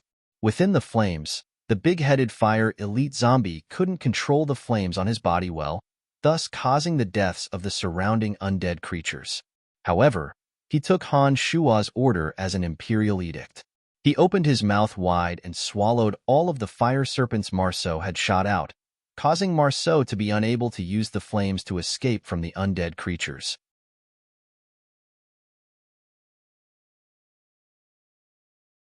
Chapter 317. What is that?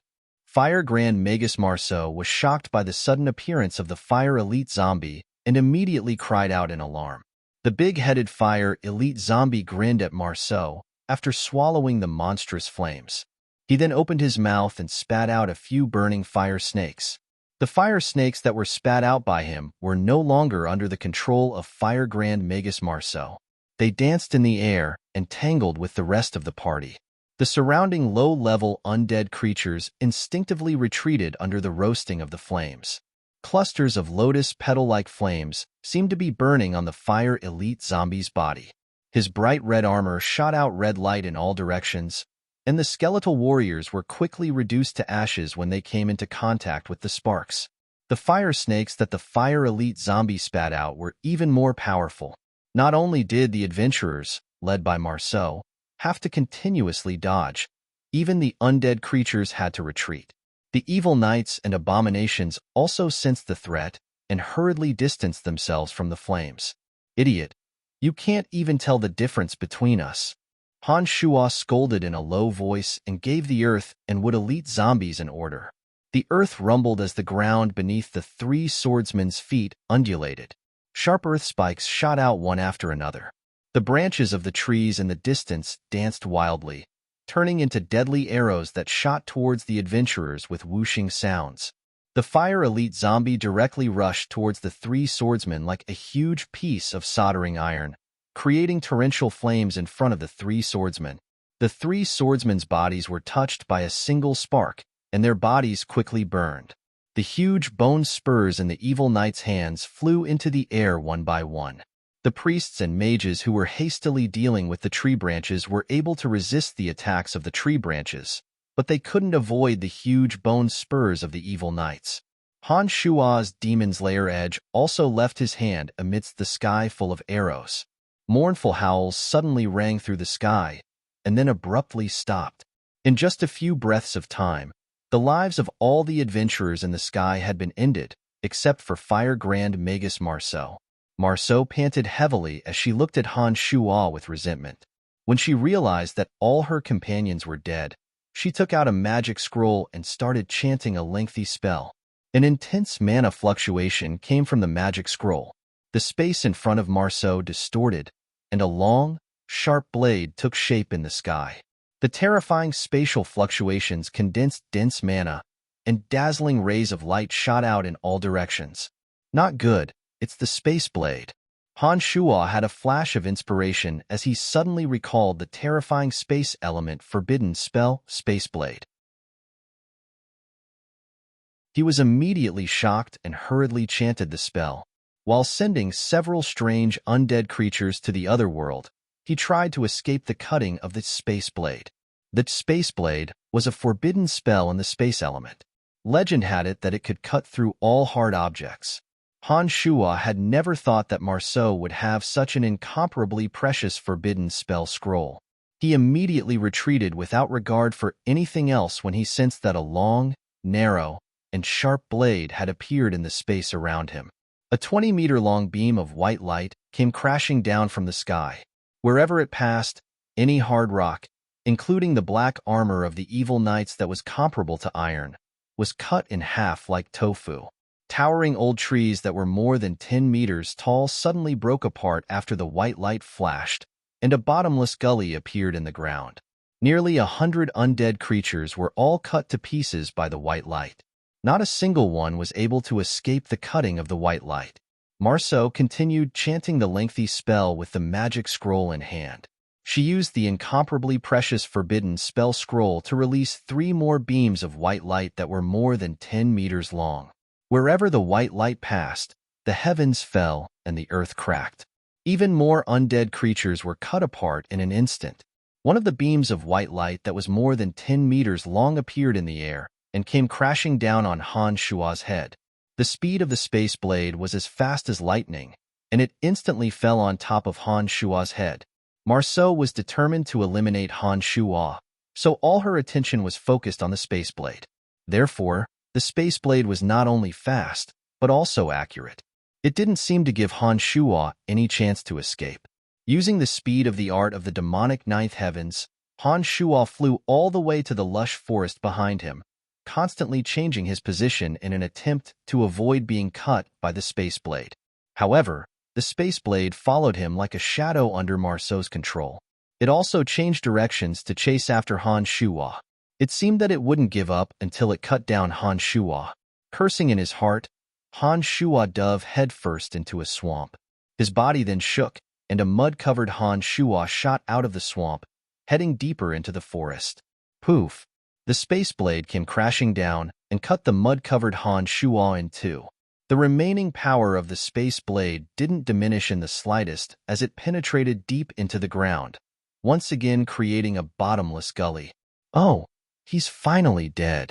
Marceau breathed out heavily and looked at the magic scroll that had lost all of its magic. Her heart ached as she murmured, I wasted such a precious magic scroll. What a difficult guy to deal with. While Marceau was paying attention to the magic scroll in her hand, the mud in the swamp mixed with the dirty water and fell into the bottomless gully.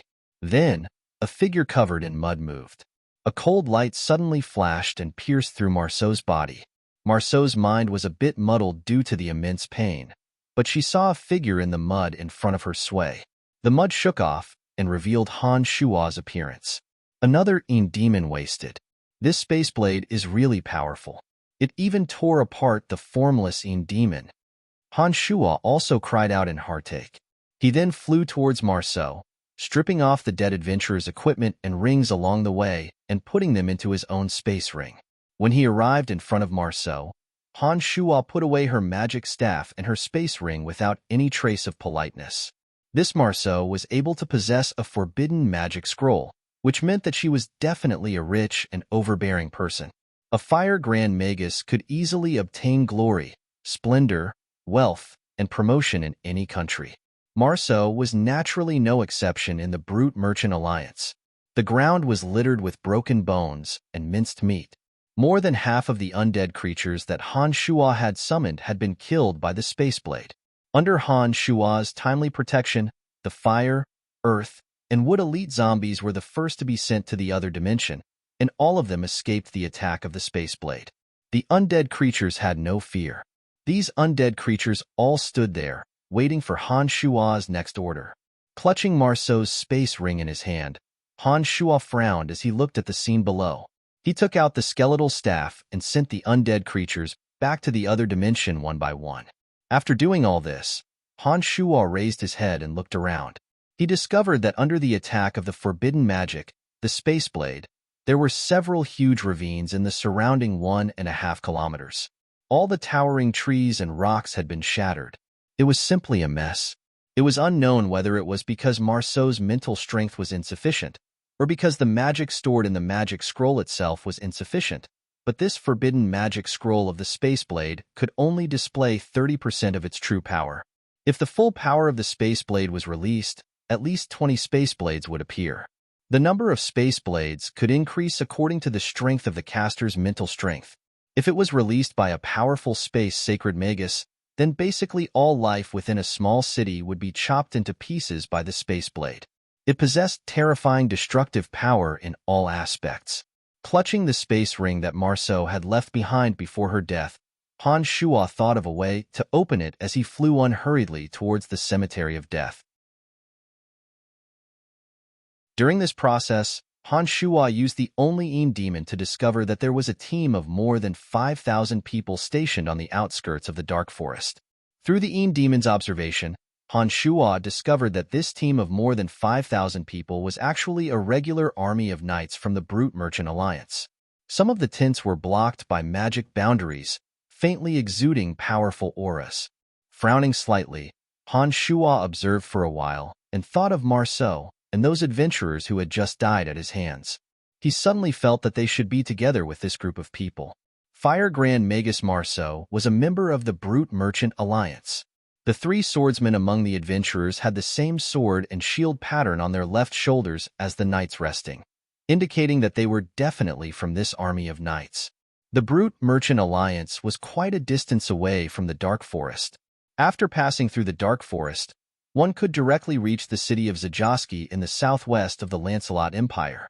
This group of knights was well-equipped and accompanied by some even more powerful experts. It was unknown why they would appear in the Dark Forest. After patrolling one round, Han Shua was inwardly shocked by this team and discovered that their strength was a bit more powerful than what he had seen. The magical undulations in the center of the tent were strong and strange sounds could be faintly heard. After Han Shua released his consciousness, he felt that something was wrong. He thought for a while and decided to see what these people were planning to do.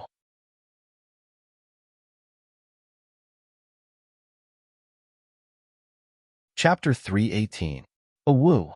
An ear-piercing scream rang out from that tent.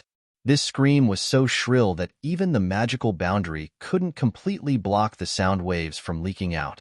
With his sensitive senses, Han Shua could faintly hear some lingering sounds. The remaining Een demon slowly probed in that direction. However, before the Een demon neared that area, Han Shua sensed a magical ripple spreading out like water ripples. With his extraordinary knowledge, Han Shua immediately realized that this was a soul-searching spell. He hurriedly recalled the Een demon from that area. After the soul-searching spell, a dazzling crack suddenly split open in the sky, like a bright eye surveying the surrounding area. Han Shua immediately held his breath and focused, his entire person sinking into a realm where there were no ripples whatsoever. His body was tightly wrapped in the branches and leaves of a large, lush tree. The soul-searching magical ripple floated out like water ripples. When it passed by Han Shua, he only felt a slight chill on his body. Han Shua, who had his consciousness locked, easily avoided this soul-searching spell. There's someone. Suddenly, a soft cry rang out from within the tent. A shadow darted out of the tent like lightning. A squad of knights followed closely behind the expert who had come out of the tent, quickly chasing towards the east. Rustling sounds quickly traveled from that area.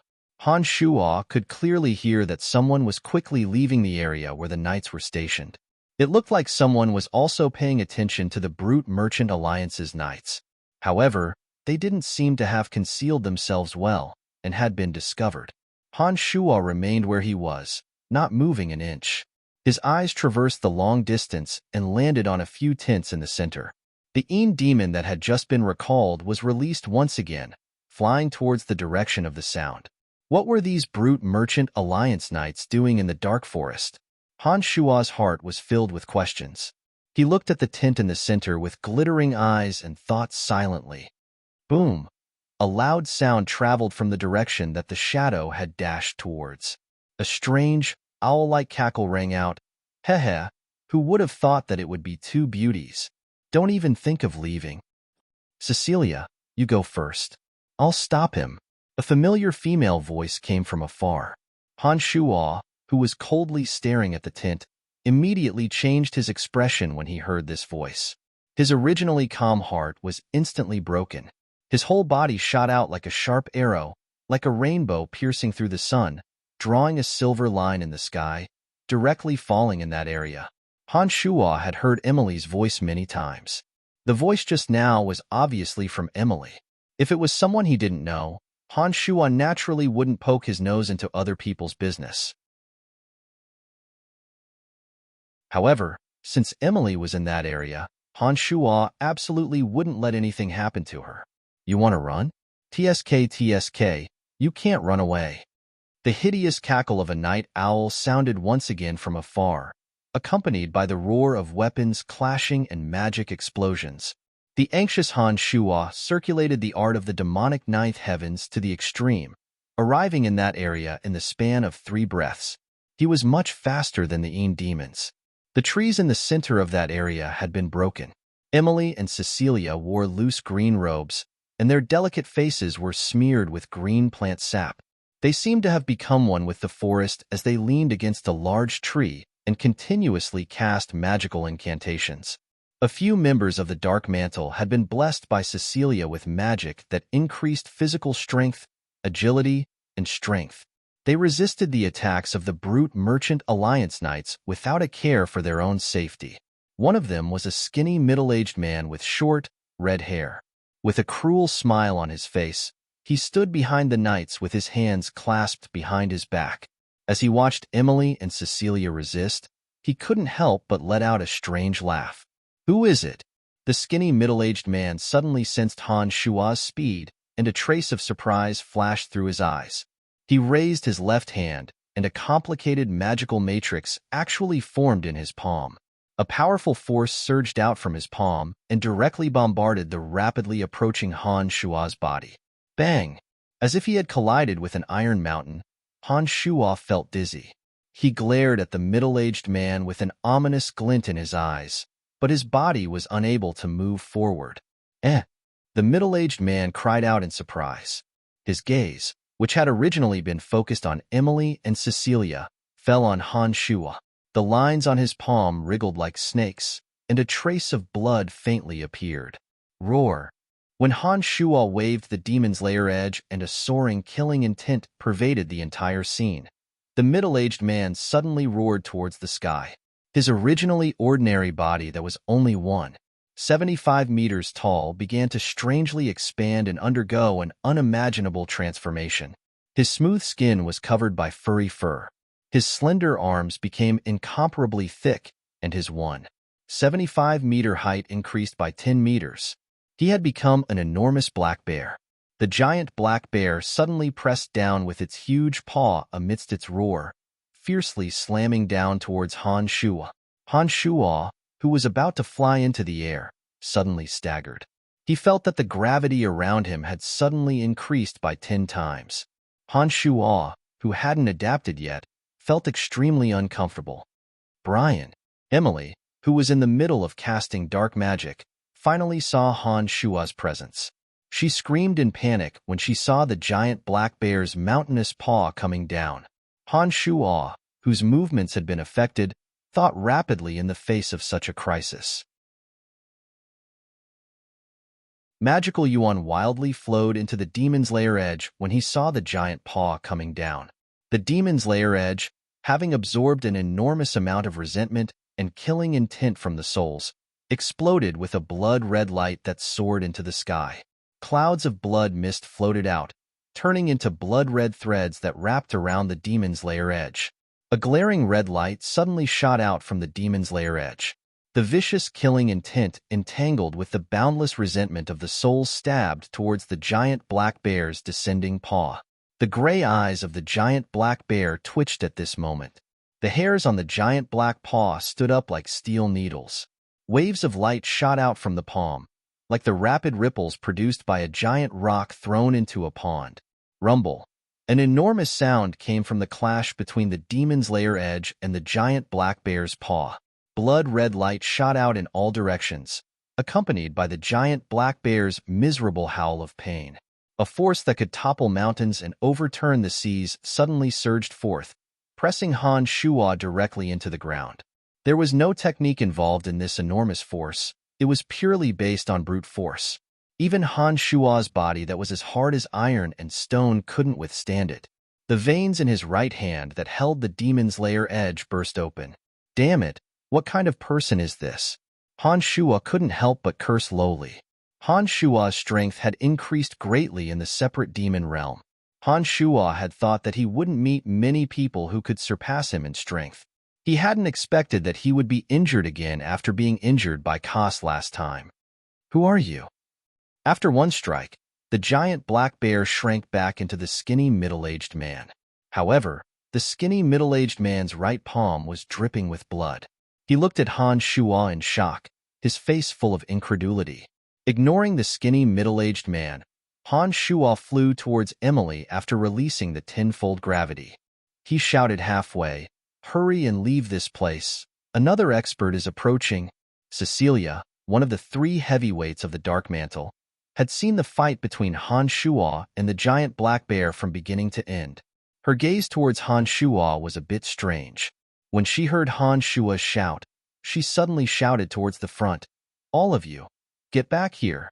As soon as she finished speaking, Cecilia took out a magic scroll.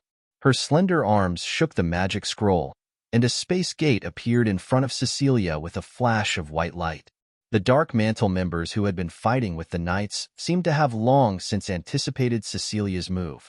They immediately abandoned their opponents and entered the space door one by one. Without waiting for Han Shuo to react, Emily grabbed Han Shuo's arm without the slightest scruple and also brought Han Shuo into the space door. Cecilia then jumped in as well. As if they were riding on a magical transportation matrix, a white light flashed. With a splash, everyone appeared in a small river. Like a drowned rat, everyone poked their heads out of the small river, each of them breathing in large mouthfuls of fresh air. "Brian, weren't you in Bread City? Why are you here?" Emily had already let go of Han Shuo's arm at this time. She poked her head out of the small river and asked Han Shuo, "It's very convenient for me to come here. You know that." Han Shuo winked at Emily and said in a low voice. Emily started and suddenly remembered the Cemetery of Death in the Dark Forest. With the Cemetery of Death's magic matrix, Han Shuo could easily run back and forth no matter where he was. "Damn it, how did it get here? Let's go, they'll chase after us." Cecilia's voice came from the distance at this moment. She was dripping wet from head to toe when she suddenly shouted. Following Cecilia's shout, Emily gave Han Shuo a meaningful look and immediately followed the Dark Mantle members out of the small river, walking in the direction of a forest troll.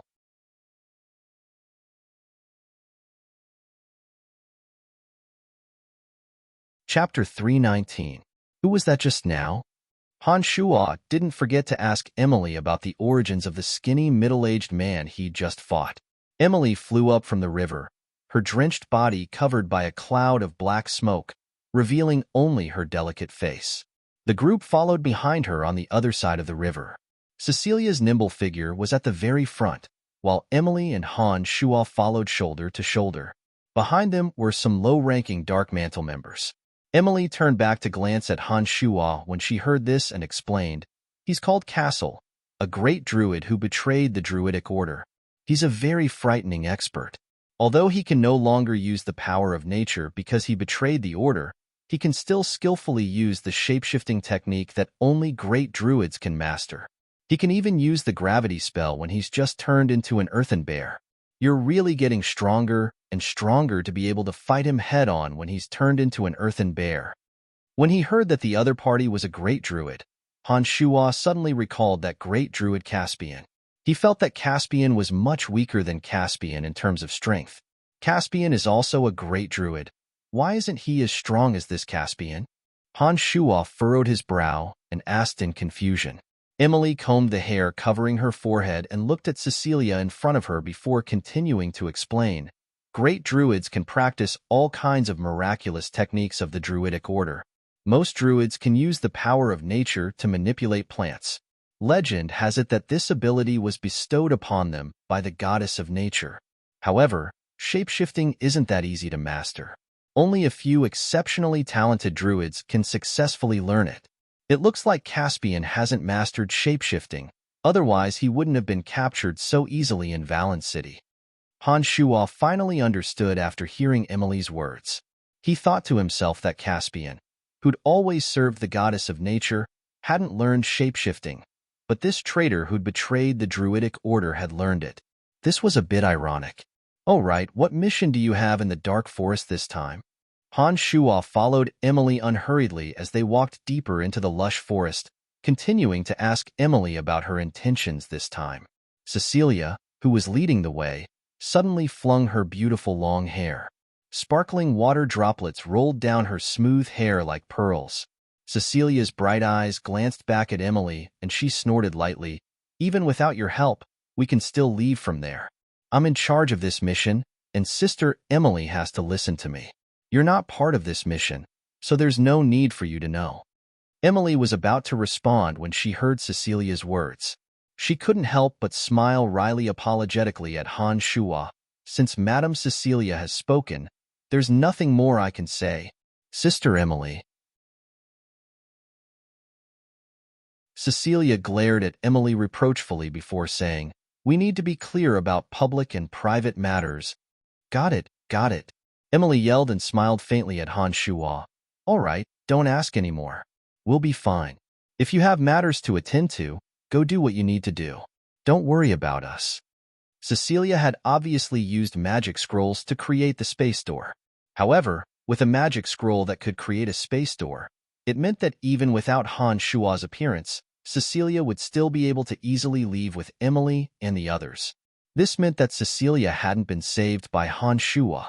Although Han Shuo was still a bit worried after hearing Emily's words, since Cecilia obviously didn't want him to help, Han Shuo couldn't say much. Just as he was about to say a few words to Emily and leave the group, Han Shuo suddenly realized that he had unknowingly followed Cecilia and the others to the forest trolls area. A dozen or so green-skinned troll warriors had already seen Cecilia in front of them. Without saying a word, they threw the sharp axes in their hands at Cecilia. "Annoying forest troll, why are your weapons getting better and better recently?" Cecilia drew an arc in front of her chest, activating a magic formation on her chest. A sparkling and beautiful blue ice shield emerged from the magic formation on her chest and flowed into the air. As soon as it came into contact with the air, it quickly cooled into an ice shield. The sharp axes thrown by the forest troll warriors smashed onto the blue ice shield with clanging sounds, but they only left a small mark on the ice shield. They had no way of penetrating the blue ice shield's defenses. "This is the forest troll's territory. Let's hide here for a while. As long as the Redbud Knights arrive, those greedy forest troll will attack them without a care in the world." Although the Redbud Knights are one of the top 10 knight orders on the continent, their strength will be greatly reduced in the forest. This forest troll tribe isn't small. We can definitely cause some trouble for them. Even if the Redbud Knights completely annihilate them, we'll still be rid of a scourge for the dark forest. Cecilia's cool voice calmly narrated as she ran towards the forest troll, throwing the sharp axes. She turned her head back to look at the Dark Mantle members with their faces covered in masks. She ordered, "Eliminate the forest troll sentries in front. Once the Redbud Knights arrive, the enraged forest troll will attack them with all their might. Not only will we be able to escape, we might even be able to pick up some benefits." As soon as Cecilia's words fell, several members of the Dark Mantle nimbly rushed out. These people had the strength of senior swordsmen at the very least. The forest trolls on sentry duty definitely wouldn't be able to withstand them. At this moment, Han Shuo suddenly blocked their path with a gloomy face. He shouted in a low voice, "Take a detour." You can't touch those forest troll. The forest troll tribe could be said to be Han Shua's power. These forest troll, who served Little Skull like a demon named Dadera, obeyed Han Shua's every command. To Han Shua, this power was completely within his control. There were still many uses for it in the future. He absolutely couldn't let Cecilia use the Redbud Knights to exterminate the tribe. Any one of the top 10 Knight Orders on the continent was a truly high combat power that had gone through hundreds of battles. To be able to enter the ranks of one of the top 10 Knight Orders meant that they had experienced the trials of war. The Redbud Knights were one of the top 10 Knight Orders. As long as 100 of them came, the 500 forest troll warriors wouldn't be able to walk out of the village alive. Han Shua had heard that any one of the top 10 Knight Orders was extremely frightening. That was why he absolutely couldn't let Cecilia do this. Otherwise, the only path that awaited the forest troll was extermination. This was something Han Shua couldn't accept. They're just some greedy forest troll. Why are you protecting them? Are you crazy? Cecilia's crescent brows furrowed as she coldly shouted at Han Shua with displeasure. Hurry up and take a detour. I can feel the Redbud Knights approaching. These forest troll are useful to me. No one is allowed to touch them. Otherwise, don't blame me for offending my superiors. Han Shua stared coldly at Cecilia with a face that showed no room for negotiation. You are hindering our mission. As a member of the Dark Mantle, do you know that I have the right to punish you? Cecilia was also angered by Han Shua.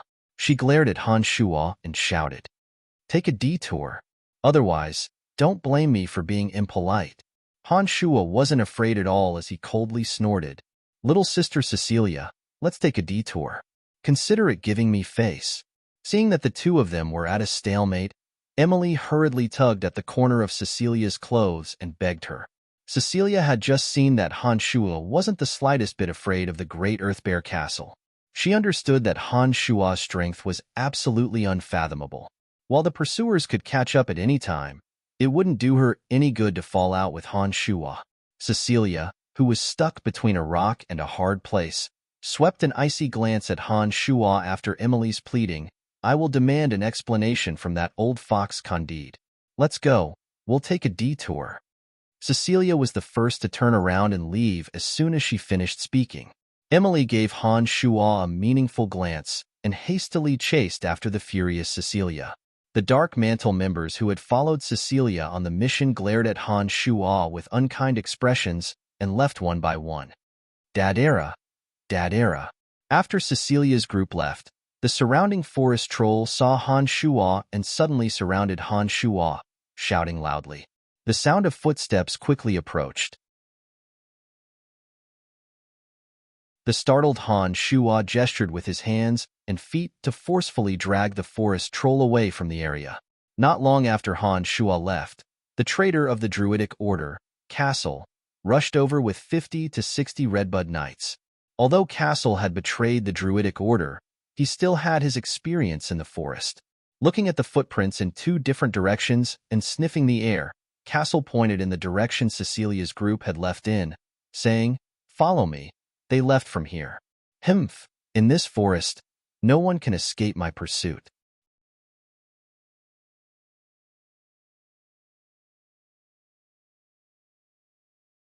Chapter 320. Unable to communicate with the forest troll, Han Shua didn't linger there. He didn't go to the forest troll's village to find the old priest who knew the common language. Instead, he went back the way he'd come, sneaking back to where the Redbud Knights were camped. Cecilia, who possessed the magic scroll to create a space door, might not be as strong as Castle's group, but it shouldn't be a problem for her to escape with her life. Han Shua felt that something wasn't quite right with the Redbud Knights of the Brute Merchant Alliance appearing in the dark forest. Emily couldn't tell him the truth because of Cecilia, so Han Shua decided to investigate on his own. Using the remaining demon to scout the way, Han Shua released his consciousness to sense all kinds of auras within a certain range. The noon sun shone tenaciously through the layers of leaves on the ground of the dark forest. At first glance, these tenacious rays of sunlight looked like a bunch of sharp arrows. Han Shua, with his extremely sensitive senses, was like the most skilled hunter in the forest. His figure moved quickly without making a sound. With the help of his abnormal consciousness and the Een demon, Han Shuo snuck back to the area where the Redbud Knights were camped in a few minutes. The knights that were scattered all over the place were resting lazily. They were squinting their eyes as they discussed some topics that were not suitable for children under the warm sunlight. From time to time, a few low and obscene laughter could be heard coming from the crowd. There were also some knights that were determined to train their chi alone. The magic barrier around the central tent hadn't been removed yet. Faint screams could be heard from inside, as if some criminals were being tortured and interrogated. Han Shuo patiently hid in the leaves of a large tree, observing the Redbud Knights. He used his powerful consciousness to cover the small area he was hiding in, preventing anyone from approaching or probing. The Een demons silently roamed among the group of knights, eavesdropping on their conversations.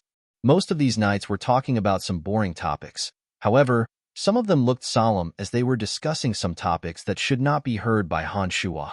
The Een demon lurked securely around the knights who were discussing serious matters, slowly listening to their reflections on the mission this time.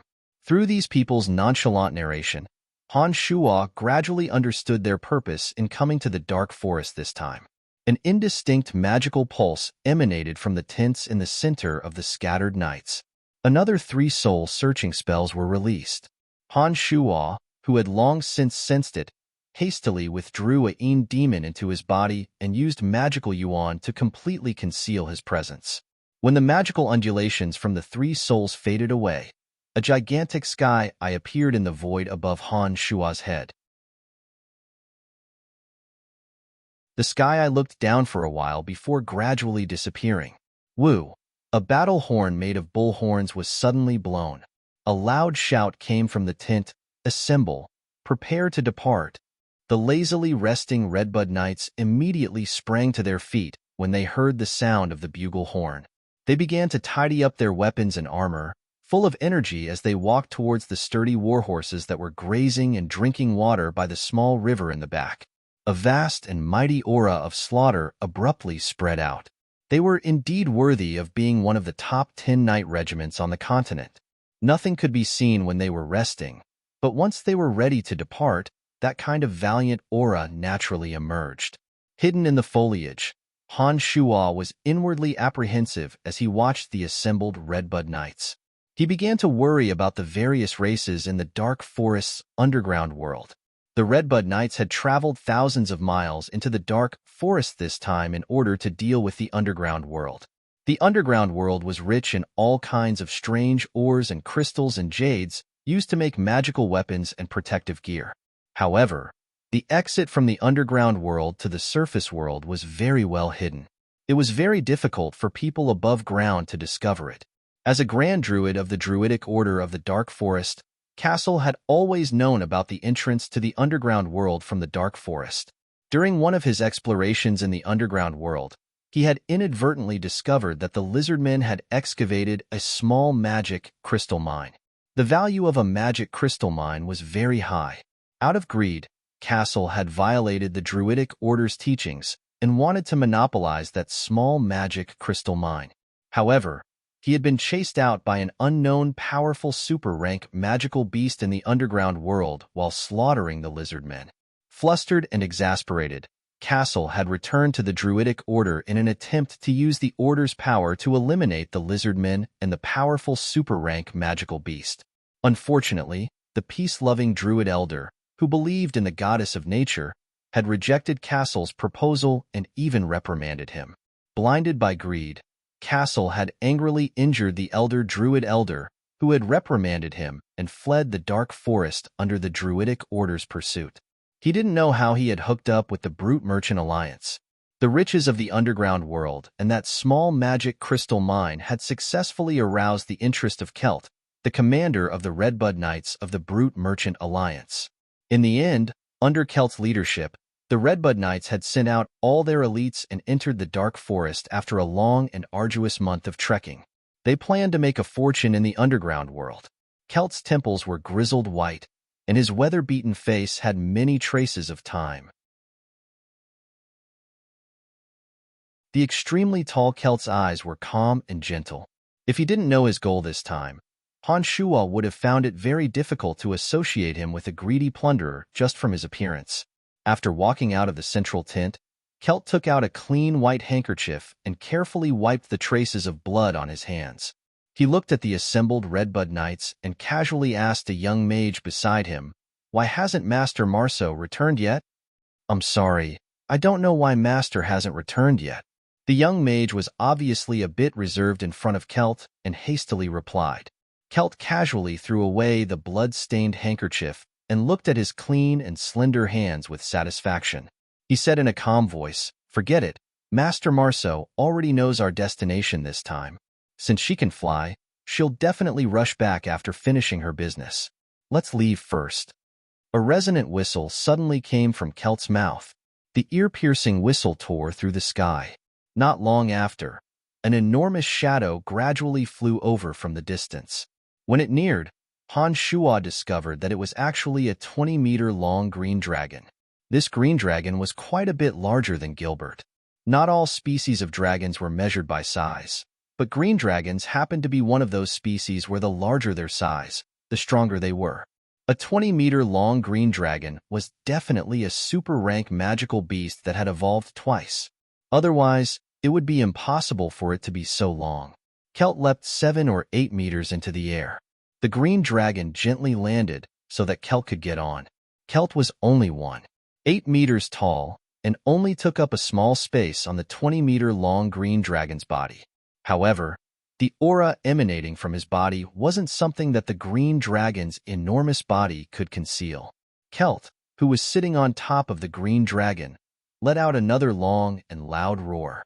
The green dragon carried him like a dark cloud that covered a large patch of the sky, rapidly flying into the distance. It seemed that they were heading in the direction that Castle was pursuing Cecilia's group. The Redbud Knights tidied up their tents under the leadership of a few senior captains. They mounted their warhorses and slowly headed in another direction.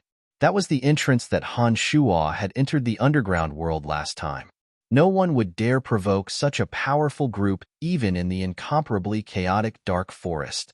The magical beasts in this area weren't low in intelligence, and certainly wouldn't come out to seek their own deaths.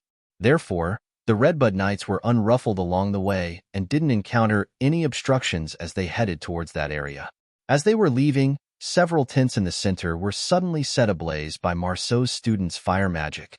After the group left, Han Shuo flew up and saw that the charred corpses were lizardmen corpses. It looked like they were planning on obtaining some information from the lizardmen. Kelt had most likely left on his green dragon to find Castle. With Kelt's strength, if he joined the chase for Emily's group, Han Shuo was very worried that Cecilia wouldn't be able to easily escape even with the space door.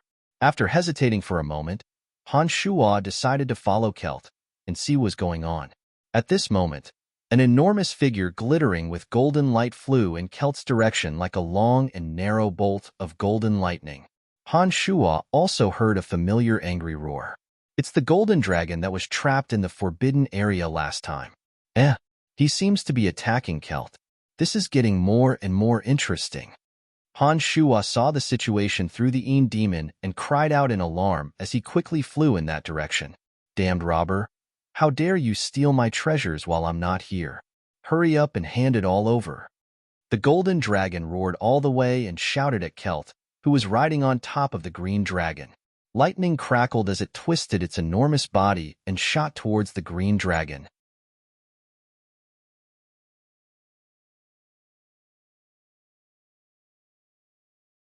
Chapter 321.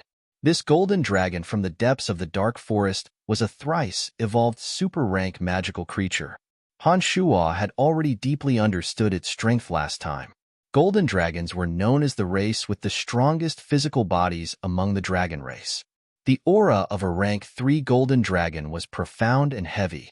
As it twisted its enormous body in the air, streaks of lightning crackled as it struck the green dragon and Kelt. Kelt, the commander of the Redbud Knights, revealed a trace of surprise when he saw the golden dragon's overbearing momentum as it charged over. Bolts of lightning entangled them, but were deflected to the side with a breath from the green dragon beneath him.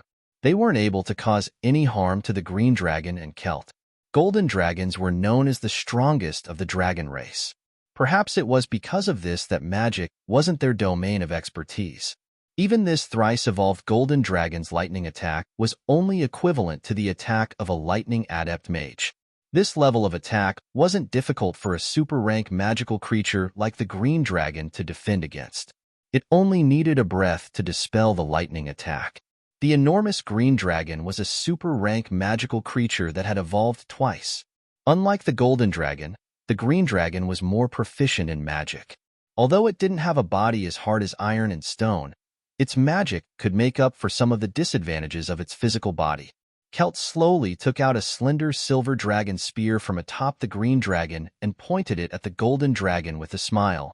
"Honored golden dragon, I've already taken the treasures. If you want to take them back, it'll depend on whether or not you have the strength to do so. Pitiful human, you've offended me. I'll make you regret your greed." The approaching golden dragon roared loudly, his enormous body pressing down on Celt. The golden dragon obviously realized that with the green dragon present, a simple magic attack wouldn't be able to kill Celt. Therefore, he planned on using the tough bodies of the golden dragons to teach them a painful lesson. "Heh, foolish golden dragon, you're asking for trouble." Celt laughed heartily as he raised his dragon spear. Silver fighting aura condensed on the tip of the spear, borrowing the momentum of the collision with the green dragon to stab at the golden dragon. Halfway through, Celt suddenly put down his dragon spear and took out something, throwing it towards the sky. A black dragon net covered in sharp blades suddenly fell down on the golden dragon. The golden dragon's attention was focused on the dragon spear in Celt's hands as he charged over. He didn't expect Celt to suddenly throw out a dragon net. Caught off guard, he couldn't dodge in time and was immediately caught firmly in the dragon net. The black silk net was filled with sharp little blades, and as soon as it wrapped around the golden dragon, it abruptly tightened. The more the golden dragon's huge body twisted, the tighter the black silk wrapped around it. The little blades cut into the golden dragon's flesh between the cracks of its scales with clanking sounds. A strong magical wave suddenly came from the black dragon net, and rays of silver light shot out from the black net. The magical wave brought about by the silver light had the strange effect of preventing dragons from transforming and escaping.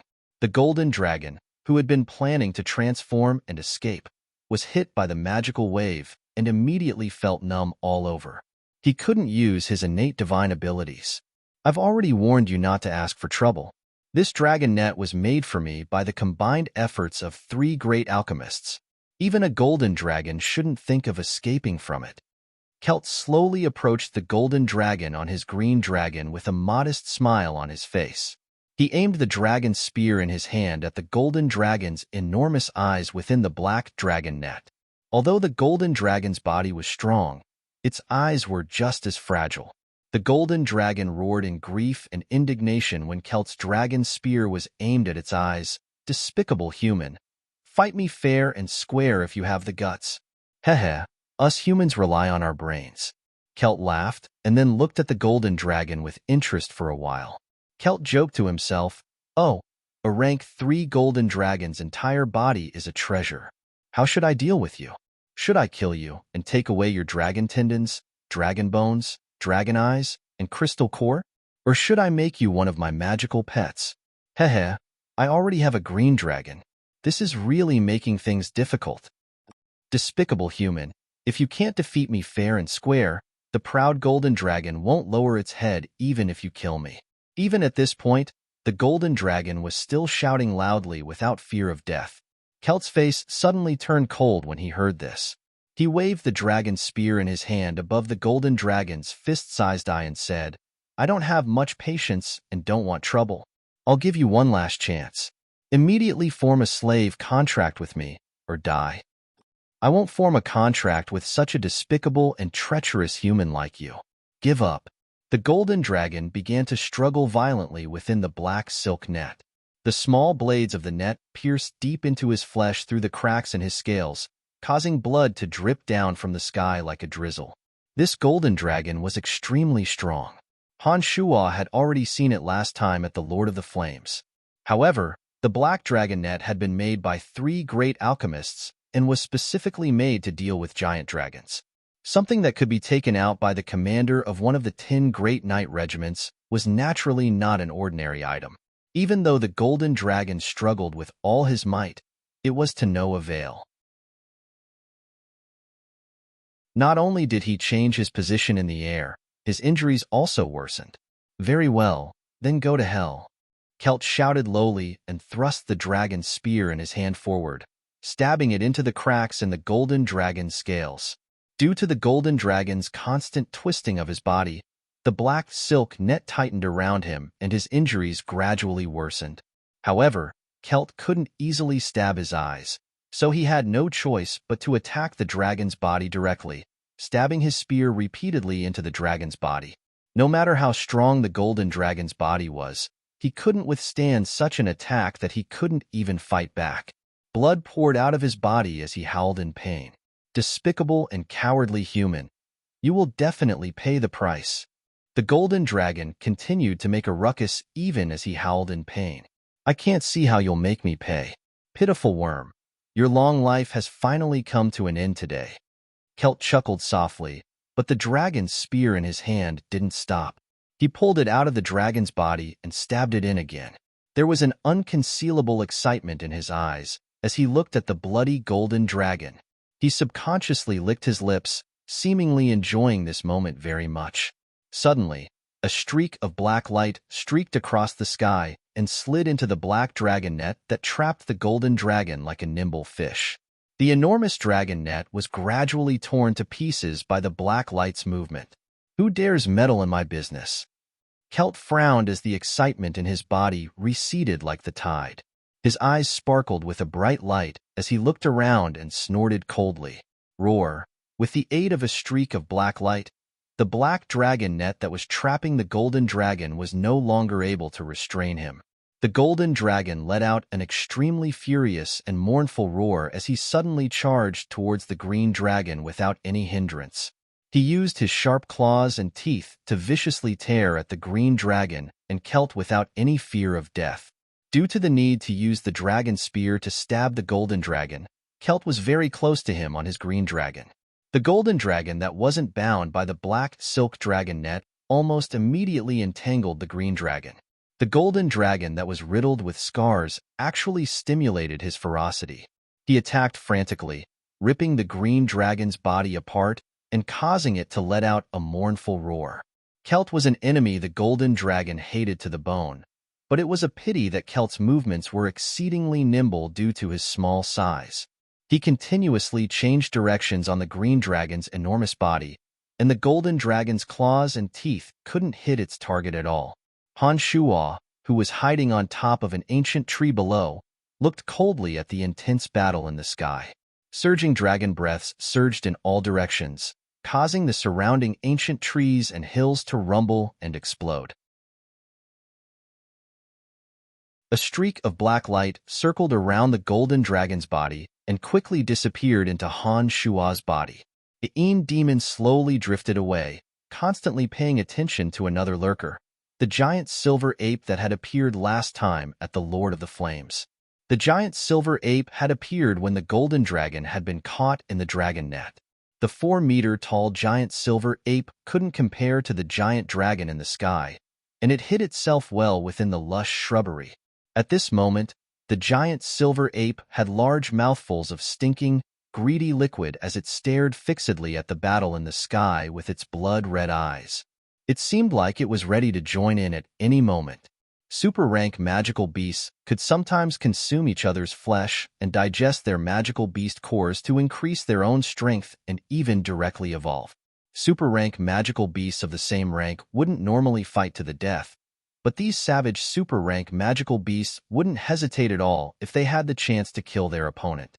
To the giant silver ape, the 2 dragons fighting in the sky above him were perhaps another chance for him to quickly evolve, especially since the 2 dragons were fighting to the death. He knew that one of them would be the first to fall from the sky, and then his chance would come.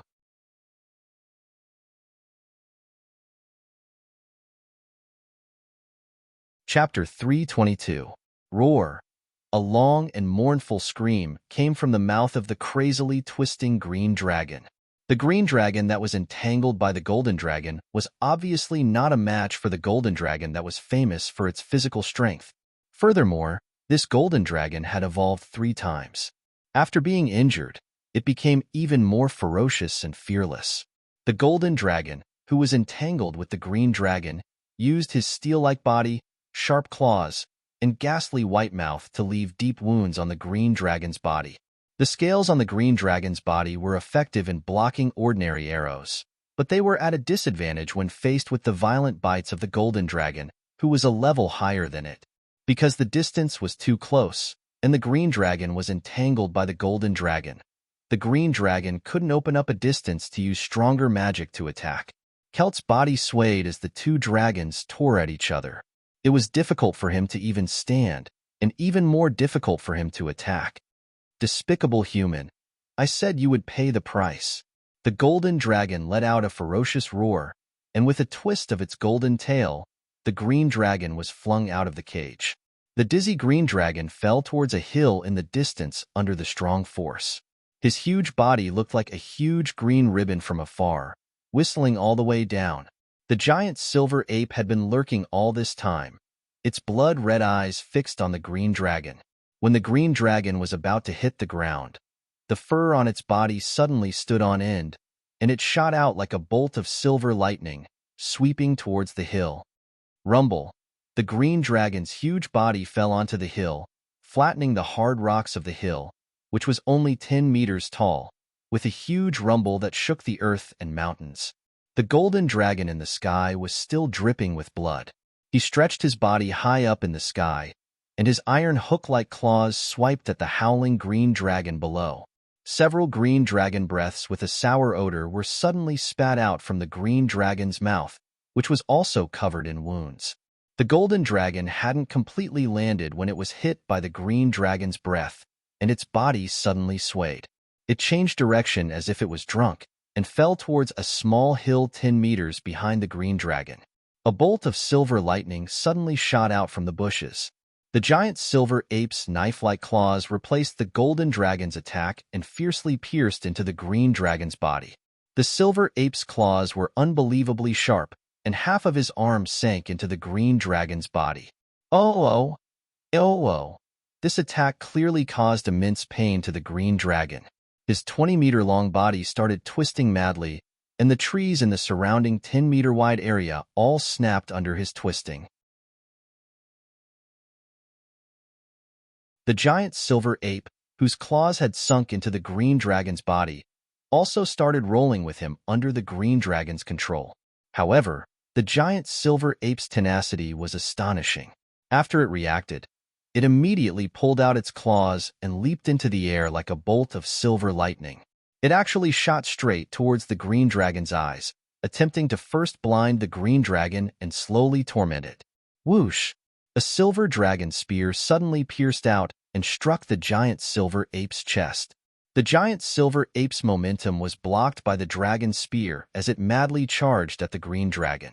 The enraged giant silver ape let out a piercing howl and waved its sharp claws. The dragon's spear immediately broke into 2 pieces, leaving only the tip of the spear in the giant silver ape's chest. Damned beast, you want to take advantage of me too? Kelt casually tossed away the broken dragon's spear and slowly pulled out a strange long sword. As soon as the long sword appeared, a swift and fierce aura suddenly rippled out from the long sword. Circles of starlight began to spread out from the long sword. Kelt pointed the long sword at the giant silver ape. The silver fighting aura and the starlight on the long sword converged together and shot towards the giant silver ape with an incomparably surging momentum. Han Shuo, who was hiding in the shadows, immediately sensed a boundless aura of the stars when he saw the long sword raised in Kelt's hand. Greatly astonished, Han Shuo immediately confirmed that this longsword was no ordinary item. Otherwise, it wouldn't possess such a vast and strange aura. The ferocious giant silver ape also felt the vast aura of the starry sky, especially when the starlight gathered by the silver Do Chi shot down. It was like a miniature galaxy map deep and mysterious, but full of unknown terror and danger. However, the green dragon was on the verge of death after being repeatedly injured. As long as the giant silver ape approached and struck again, the green dragon would definitely die. In that case, the green dragon's magical core would be easily obtained. The giant silver ape's bloodshot eyes sparkled when it saw the starry silver fighting aura gradually approaching. It seemed to be hesitating whether to take the risk or not. Suddenly, the giant silver ape's fierce eyes lit up. It abruptly shot out like a bolt of lightning, bypassing the starry fighting aura, shooting towards it in an attempt to kill Kelt and the green dragon together and seize the green dragon's magical core. How could it be so easy to dodge? Kelt sneered. He twisted the long sword in his hand, causing the starry fighting aura to suddenly change direction and shoot towards the giant silver ape's back with boundless speed. A mournful howl sounded from the giant silver ape's mouth. A dozen bleeding holes appeared on the giant silver ape's back after being hit by the starry fighting aura. Each hole was dripping with blood. Greedy beast, how does the divine weapon, Starry Sky, taste? Do you want to try it again? Kelt stood in front of the green dragon, chuckling as he looked at the giant silver ape in ridicule. Divine weapon, Starry Sky. Han Shuo, who was hiding in the shadows, was horrified. He had originally planned to immediately seize the opportunity to attack, but once again stopped. Seeing the Sky Knight actually injure the tyrannical giant silver ape with the divine weapon, Starry Sky, he understood that Kelt had completely relied on the effects of the divine weapon. The giant silver ape's blood-red eyes stared fixedly at the divine weapon, Starry Sky, in Kelt's hands, feeling the vast waves of star power emanating from it. Gradually, fear appeared in the giant silver ape's eyes. It let out two low growls and slowly retreated. He'd been hit by Kelt's divine weapon, Starry Sky. Although the highly intelligent silver ape had thought of dodging, he didn't dare to turn his bleeding back towards Kelt. Despicable human, I will tear you to pieces. At this moment, the golden dragon's enormous roar approached once again. The golden dragon also fell and transformed into the image of a middle-aged man, his face twisted as he charged towards Kelt. The golden dragon seemed to know that his large body didn't have any advantage against Kelt and would instead give Kelt a bigger target to attack. Thus, he transformed into his human form to attack. With a roar, a beam of golden light shot towards Kelt. The giant silver ape, who had been planning to dodge, turned into a bolt of lightning and shot towards the green dragon when it saw the enraged golden dragon entangling Kelt. However, before it could even reach the green dragon, a mournful scream suddenly sounded from the green dragon's mouth. When it landed in front of the green dragon, it discovered that there was a large hole in the green dragon's head. A person shrouded in black demonic light was collecting the green dragon's magical core, eyes, and dragon horn. Heh, sorry, everything of the green dragon is mine. I advise you to get out of the way. Han Shuo laughed heartily as he collected the spoils of war while hefting the demon's lair edge that glowed with bloody light. The giant silver ape was about to recklessly approach when it suddenly felt a boundless murderous aura emanating from the demon's lair edge. It seemed to be filled with the cries of tens of thousands of vengeful spirits, ready to drown out anyone who approached at any time. The giant silver ape, who had a dozen bloody holes in its back by the divine weapon, Starry Sky, now had an instinctive fear of some peculiar weapons. The boundless aura of ferocity emanating from the demon's lair edge was not as peaceful and natural as the divine weapon, Starry Sky, but instead possessed a boundless aura of slaughter and violence. This aura was much more of a threat to the giant silver ape than the divine weapon, Starry Sky. Therefore, the giant silver ape could only watch as Han Shuo took away all the good things from the green dragon's body. It hesitated, not daring to take a single step forward. Uraka! Kelt, who had been entangled by the golden dragon, suddenly let out a sharp howl when he heard the green dragon's miserable howl. His voice was filled with grief and indignation. It seemed that Kelt and the green dragon had a very deep relationship. The green dragon's tragic death had greatly affected him. There was no room for distraction in battle. Kelt's howl had given the golden dragon an opportunity. The golden dragon's fist landed and directly flattened Kelt's sturdy armor. Two streaks of blood hung from the corners of Kelt's mouth as he retreated in panic. He looked coldly at Han Shuo, who was standing on the green dragon's head, and said in a low voice, "No matter who you are, I will make you wish you were dead." Kelt let out another howl of grief and indignation as soon as he finished speaking. He turned around and fled into the distance. Even with the divine weapon, Starry Sky, in hand, Kelt, who had made enemies on three sides, knew that it would be extremely difficult to gain an advantage. Han Shuo, whose true appearance couldn't be seen, was an enemy whose strength couldn't be predicted. Therefore, Kelt had no choice but to immediately flee even if he didn't want to.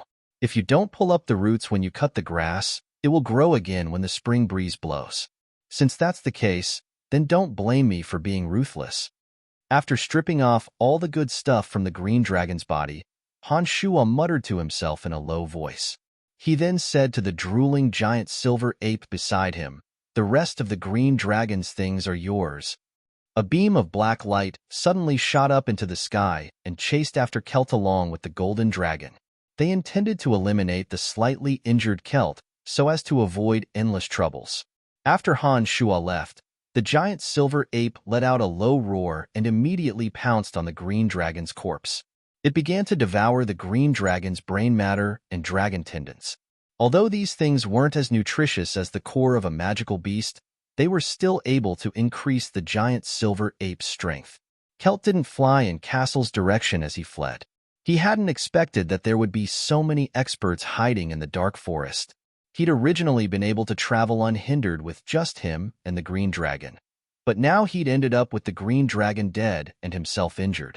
For the proud and arrogant commander of the Redbud Knights, this was an unacceptable reality. Kelt, who'd roamed the continent for many years and rarely encountered defeat, was truly enraged this time. As he fled, the image of the figure blocking the black light was deeply imprinted in his mind. He was already thinking of how to use the Redbud Knights to capture the person who'd killed Uraka and tear him to pieces.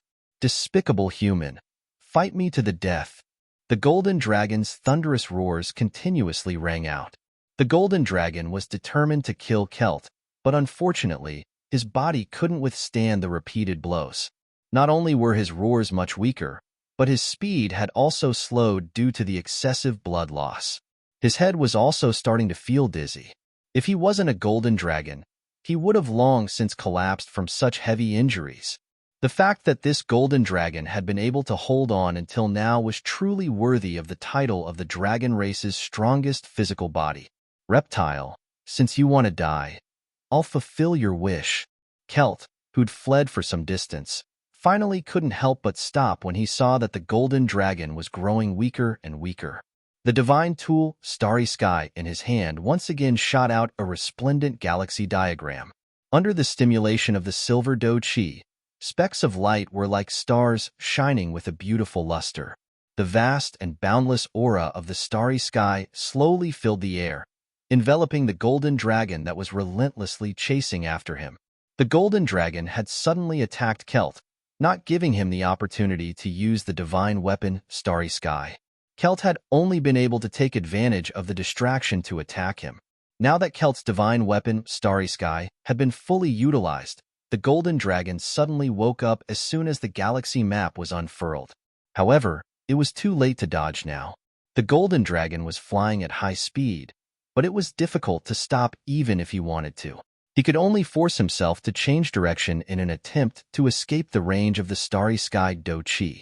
At this moment, a sharp whistle suddenly rang out. A black light wriggled forward like a venomous snake, suddenly arriving a dozen meters away from Kelt's chest. Kelt, who'd been prepared to watch the golden dragon's injuries with cold eyes, hastily retracted his Starry Sky Do Chi when he saw the black light rapidly approaching. The Starry Sky Do Chi that had been shooting towards the golden dragon once again magically turned around and shot towards the black light that had suddenly appeared.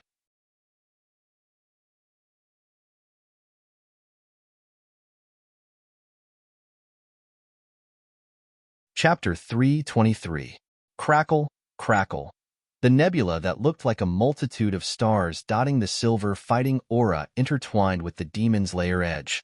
The originally dark and lusterless demon's lair edge instantly shot out a pillar of blood that soared into the sky. The fierce killing intent transformed into clumps of blood clouds, and tiny red rays of light shot out in all directions like lightning. The divine weapon, Starry Sky, suddenly flew out of Kelt's hand and landed at the intersection of the bloody clouds. Specks of cold light lit up on the blade of the divine weapon, Starry Sky, as it continuously clashed with the demon's lair edge, which was brimming with killing intent. A chaotic aura emanated from the center of the two weapons as one explosion after another rang out amidst the multicolored lights. All the plants and animals in the surroundings were destroyed by the explosions as the ferocious shockwaves seemed to spread to an even larger area. Han Shuo, who had been hiding in the dark, felt all the magical yuan in his body madly surge towards the demon's lair edge. Extremely alarmed, Han Shuo immediately sat down cross-legged on the spot and fully utilized the magical yuan in his body to provide energy to the demon's lair edge at a faster rate. Kelt groaned in pain as the veins on his forehead bulged. The rapid depletion of his fighting aura had aggravated his injuries, causing him to involuntarily spit out another mouthful of blood. The golden dragon, who had originally thought that he wouldn't be able to escape this calamity, was momentarily unable to react when he suddenly saw the Starry Sky fighting aura entangled with a blood-red weapon. He stared blankly at the light shooting through the air, slowly feeling that the blood-red weapon was somewhat familiar. It's that person, that madman. The golden dragon suddenly recalled after staring for a while and couldn't help but cry out in alarm. Rumble. The sky seemed to rumble with thunder as a burst of concentrated, deafening explosions passed. Specks of light shot out from the gorgeous sky as the divine weapon, Starry Sky, turned around and flew towards Kelt. At this moment, Kelt was actually kneeling on the ground. Due to the rapid depletion of his fighting aura, he was trembling incessantly as if he were having an epileptic seizure. The blood at the corner of his mouth had turned into white foam, and he looked like he could collapse at any moment. "I'm going to kill you." The golden dragon saw the opportunity and madly rushed towards Kelt without thinking about why Han Shuo had appeared. Kelt's body was extremely weak as he struggled to stand up. When he saw the bloody golden dragon charging at him, he threw out a magic scroll with trembling hands. The life-saving scroll transformed into a ball of silver light that wrapped around Kelt. Strong magical fluctuations emanated from it. Not good. It's another priceless spatial magic scroll. Han Shuo cursed inwardly as he calmly controlled the demon's lair edge that had already shot out towards Kelt's neck. Of a sudden light flashed past Kelt light. Kelt. Space. Kelt. When everything returned to normal, his body had disappeared, leaving only his left on the ground. Of his ear. When the golden dragon arrived, he only saw Kelt's left ear and didn't discover anything else. Even the demon's lair edge had been reabsorbed into his body after the attack. Kill me. I only hope that after you kill me, you'll help me kill that despicable human as well. The golden dragon picked up Kelt's ear from where Kelt had just been standing. He fiercely stuffed it into his mouth and chewed, all the while shouting to his surroundings. In the dark forest, everything was measured by strength. In the cruel dark forest, the strong obtained everything, while the weak had no right to survive. This was the tacit rule of the super-rank magical beasts and the humans. The golden dragon's body was at its weakest now. He didn't have a space magic scroll to save his life. He'd long since seen Han Shuo's ruthlessness. He naturally believed that Han Shuo would treat him as prey and eliminate him. That was why he'd said those words. Kelt's loss of an ear won't affect his strength. He's only injured because he's completely exhausted his fighting aura. When we fought just now, not only did he recognize my weapon, but he also sensed the aura on my body. I can sense that Kelt has already met up with the Redbud Knights. Now that we have a common enemy, I don't think it's a good idea to kill you. Han Shuo slowly walked out from the shade of the tree, calmly looking at the golden dragon as he spoke. When he saw that the golden dragon's expression had calmed down, Han Shuo continued, in addition, I think that you are a golden dragon worthy of making friends with. I admire your courage and perseverance very much. I think that having a friend like you is more valuable than the magical cores on your body. Thank you. You've won the respect and friendship of the golden dragon Cedric. The golden dragon Cedric expressed the greatest respect to Han Shuo in dragon etiquette. Cedric, I think that the most important thing for you to do right now is to recover from your injuries. This despicable knight named Celt will certainly not let us off after meeting up with the Redbud Knights. However, the Dark Forest is incomparably vast. It shouldn't be a problem for the two of us to avoid them. On the other hand, their large group will make it easy to find them. Once you've recovered, we can join forces to deal with him. The Golden Dragon's voice was trembling even now. When Han Shuo saw that he could collapse at any moment, he thought for a moment and proposed to the Golden Dragon Cedric. I will return to my tribe. Once my injuries are better, I will lead the warriors of my tribe to kill all of these despicable ambushers who dared to offend me. The Golden Dragon made a solemn vow, and then respectfully said to Han Shuo, there is a dragon valley in the deepest part of the Dark Forest. In the future, no matter if it is you or your descendants, whenever you need me, Cedric, you can go to the Dragon Valley to find me. I'm sorry, I really can't hold on any longer. I'll be leaving first. Afraid that Han Shuo would go back on his words at any time, Cedric forced a friendly smile at Han Shuo after he finished speaking. He once again transformed into his dragon form and flew unsteadily towards the depths of the Dark Forest. It seemed that his injuries weren't light, and that he wouldn't be able to recover in a short period of time. Once a dragon reached adulthood, they would usually leave the Dragon Valley and occupy a mountain or river for themselves, accumulating their wealth in the long path of evolution. Some dragons preferred to live alone while others preferred to live in groups. Han Shuo knew a little about the Dragon Valley in the Dark Forest from the Dark Mantle's intelligence, but he had never explored it. This golden dragon Cedric had actually come from the Dragon Valley. It seemed that his background wasn't small. Han Shuo had originally planned to use Cedric's strength to deal with Celt, but hadn't thought that he'd come out in the form of Dragon Tanai. Han Shuo thought that if Celt couldn't leave the Dark Forest in a short period of time and Cedric returned alive, then the Redbud Knights, one of the top 10 knight orders on the continent, would disappear forever once the dragons of the Dragon Valley found him. Now that Celt was seriously injured and Fire Grand Magus Marceau had disappeared, the raid on the underground world would likely have to be delayed. When Han Shuo found the Redbud Knights by following the tracks, he discovered that they had stopped in their tracks and were frantically gathering in the central tent to treat Celt. The central tent was surrounded by layers of knights, and several powerful mages had set up layers upon layers of magical boundaries around it. Han Shuo hid in the shadows and carefully observed for a while. He discovered that it was impossible to assassinate Celt at this time. Even the ground where Celt was standing was as hard as iron under the effects of the magical boundaries.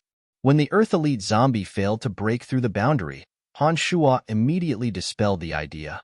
Seeing that the Redbud Knights had set up camp, seemingly intending to first stabilize Celt's injuries, Han Shuo understood that their raid on the underground world wouldn't happen in the near future.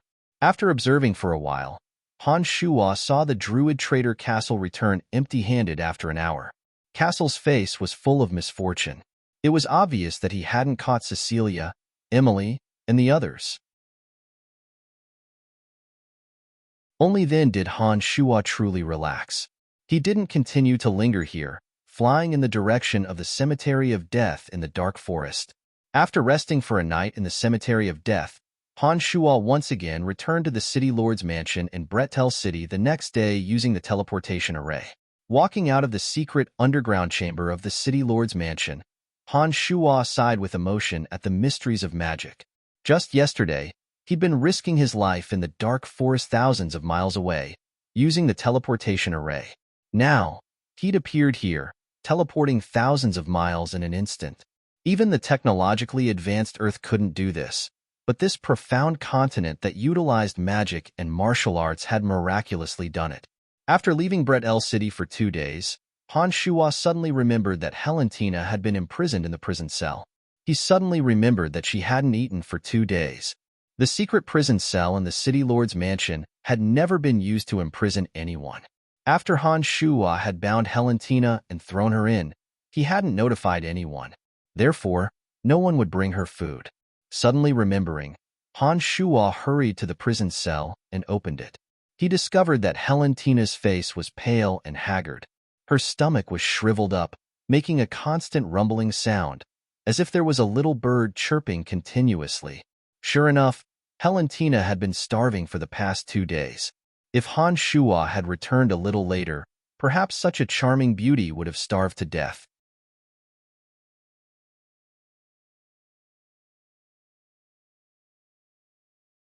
Chapter 324. Duh. Demon, just kill me. Don't humiliate me like this. Seeing Han Shuo walk in, the starving beauty looked at Han Shuo with a weak voice. She wanted to be fierce, but didn't have the strength to speak. It seemed that even speaking was a bit strenuous for her. I'm very sorry. I went out for some business these past 2 days and forgot to tell my subordinates to bring you food. Han Shuo was truly embarrassed this time. He looked at Helentina and explained sincerely. Helentina, who'd managed to force herself to say a few words, rolled her eyes after hearing Han Shuo's explanation. She pointed at Han Shuo, her pale lips trembling as if she wanted to say something, but no one knew if it was because of hunger or anger, but she didn't manage to utter a single word before fainting. Sigh, mages are indeed weak. She's already at her limit after only 2 days of starvation. Seeing Helentina faint, Han Shuo couldn't help but shake his head and sigh. He'd forgotten that the last time he'd captured Helentina, she'd only been able to eat 1 meal in 2 days. This time, she'd been locked up in Bread El City for another 2 days.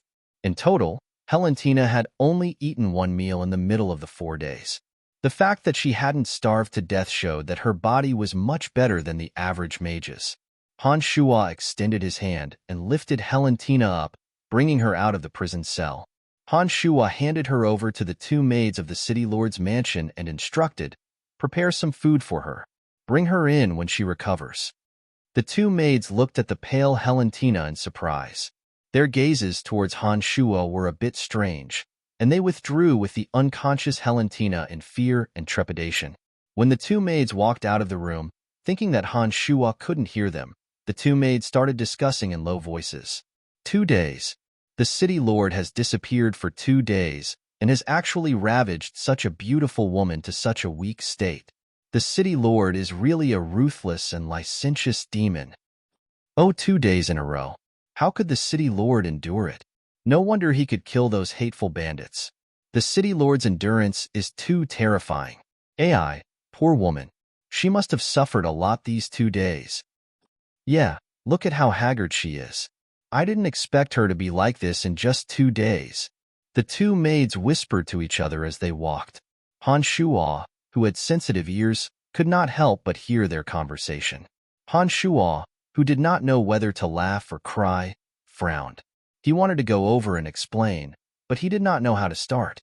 About half an hour later, Falk, Dick, and Chester arrived after hearing the news and met with Han Shuo in the meeting hall. Falk and Dick arrived in front of Han Shuo and looked at Han Shuo with strange gazes.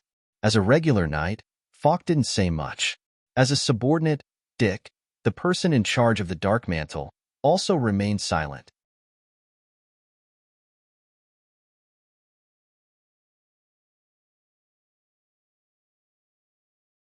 Once the magic crystal cannons are no longer operational, Bretel City's current defenses won't be able to resist the attacks of the 7 Grand Duchies. Magic crystal mines were naturally formed ores that could be made into all kinds of magic equipment. Some transportation matrices and magic weapons required magic crystal mines. Magic crystal mines were different from the cores of magical beasts. The energy within magic crystal mines couldn't be directly absorbed by humans or beasts, and could only be used with equipment. Most of the energy within the cores of magical beasts could be directly absorbed by magical beasts. An extremely small portion of the energy could also be absorbed by humans with suitable attributes. Therefore, magical beast cores were even more precious than magic crystal mines. However, although magical beast cores were more precious, most of them couldn't be used as the power source for magic matrices, nor could they be used on magic crystal cannons. If the magic crystal cannons were to be operated, they still needed magic crystal mines. It looks like we really need to have designs on the underground world's magic crystal mines.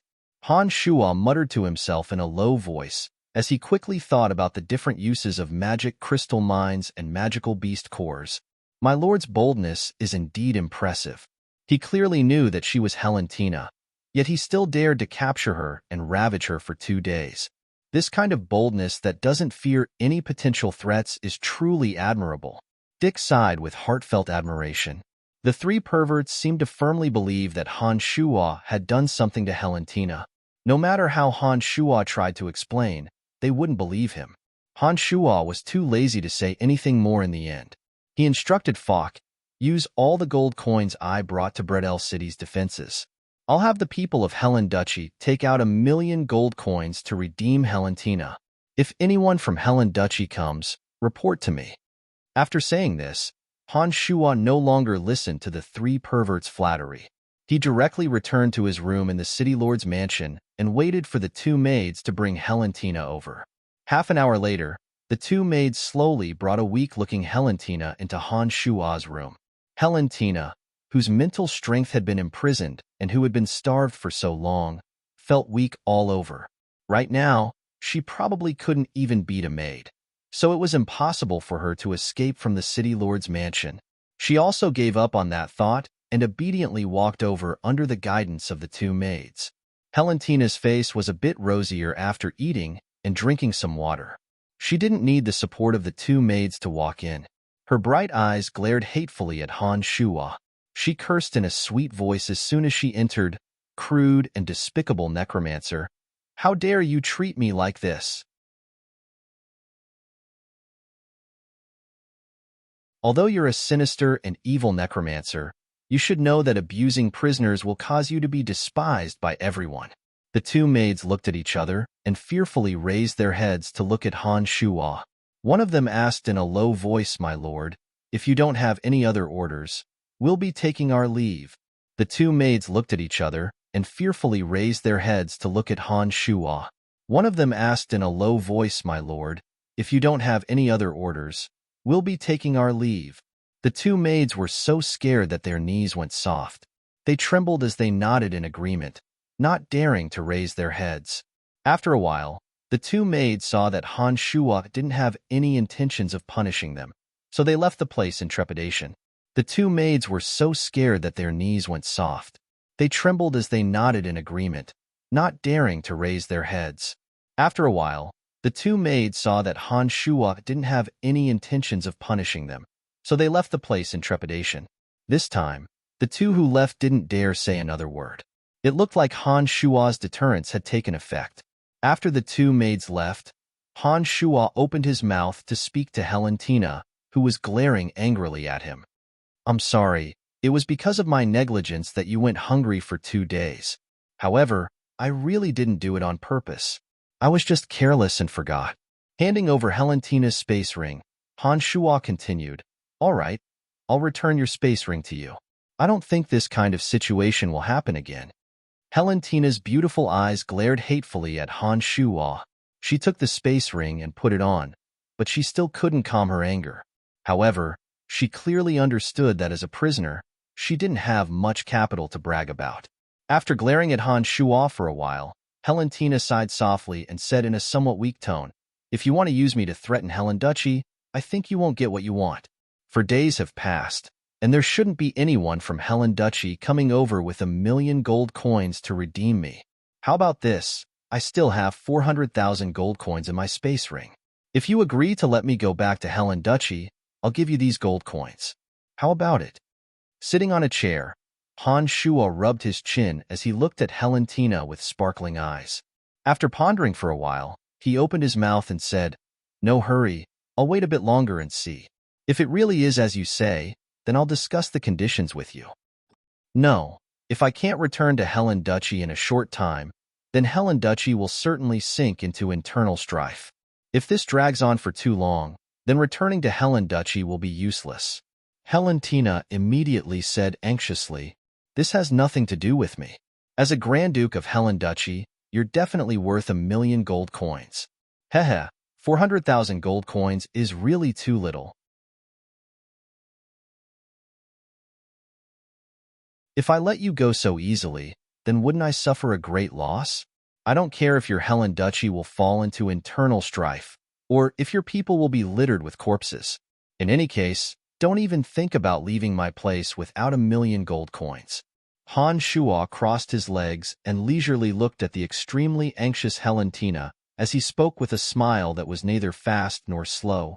You devil from hell, +6 magic crystal cannons. That's enough for 1,000,000 gold coins.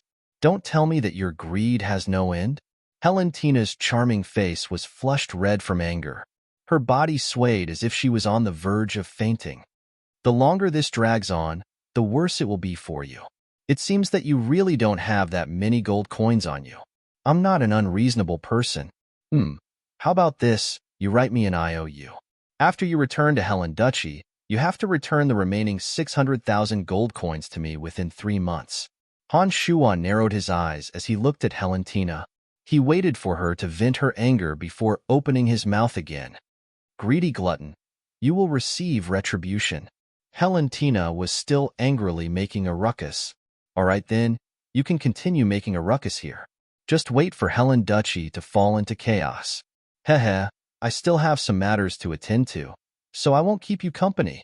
Han Shuo stood up calmly and leisurely walked out the door without even looking at Helentina, who was making a ruckus. Devil, greedy devil, I promise you. I promise you. When Han Shuo was about to walk out of the door, Helentina, who'd been yelling loudly, finally gave in and screamed hysterically. Wouldn't it have been better if you had promised earlier? Your body is so weak. Making such a ruckus isn't good for your health. Han Shuo laughed heartily and casually took out a contract. He made Helentina press her fingerprint and sign her name, and finally branded her with a magic imprint before stopping. You're tuning into the Warrior Lore YouTube channel. Don't forget to subscribe and join us on this journey to catch the most captivating stories.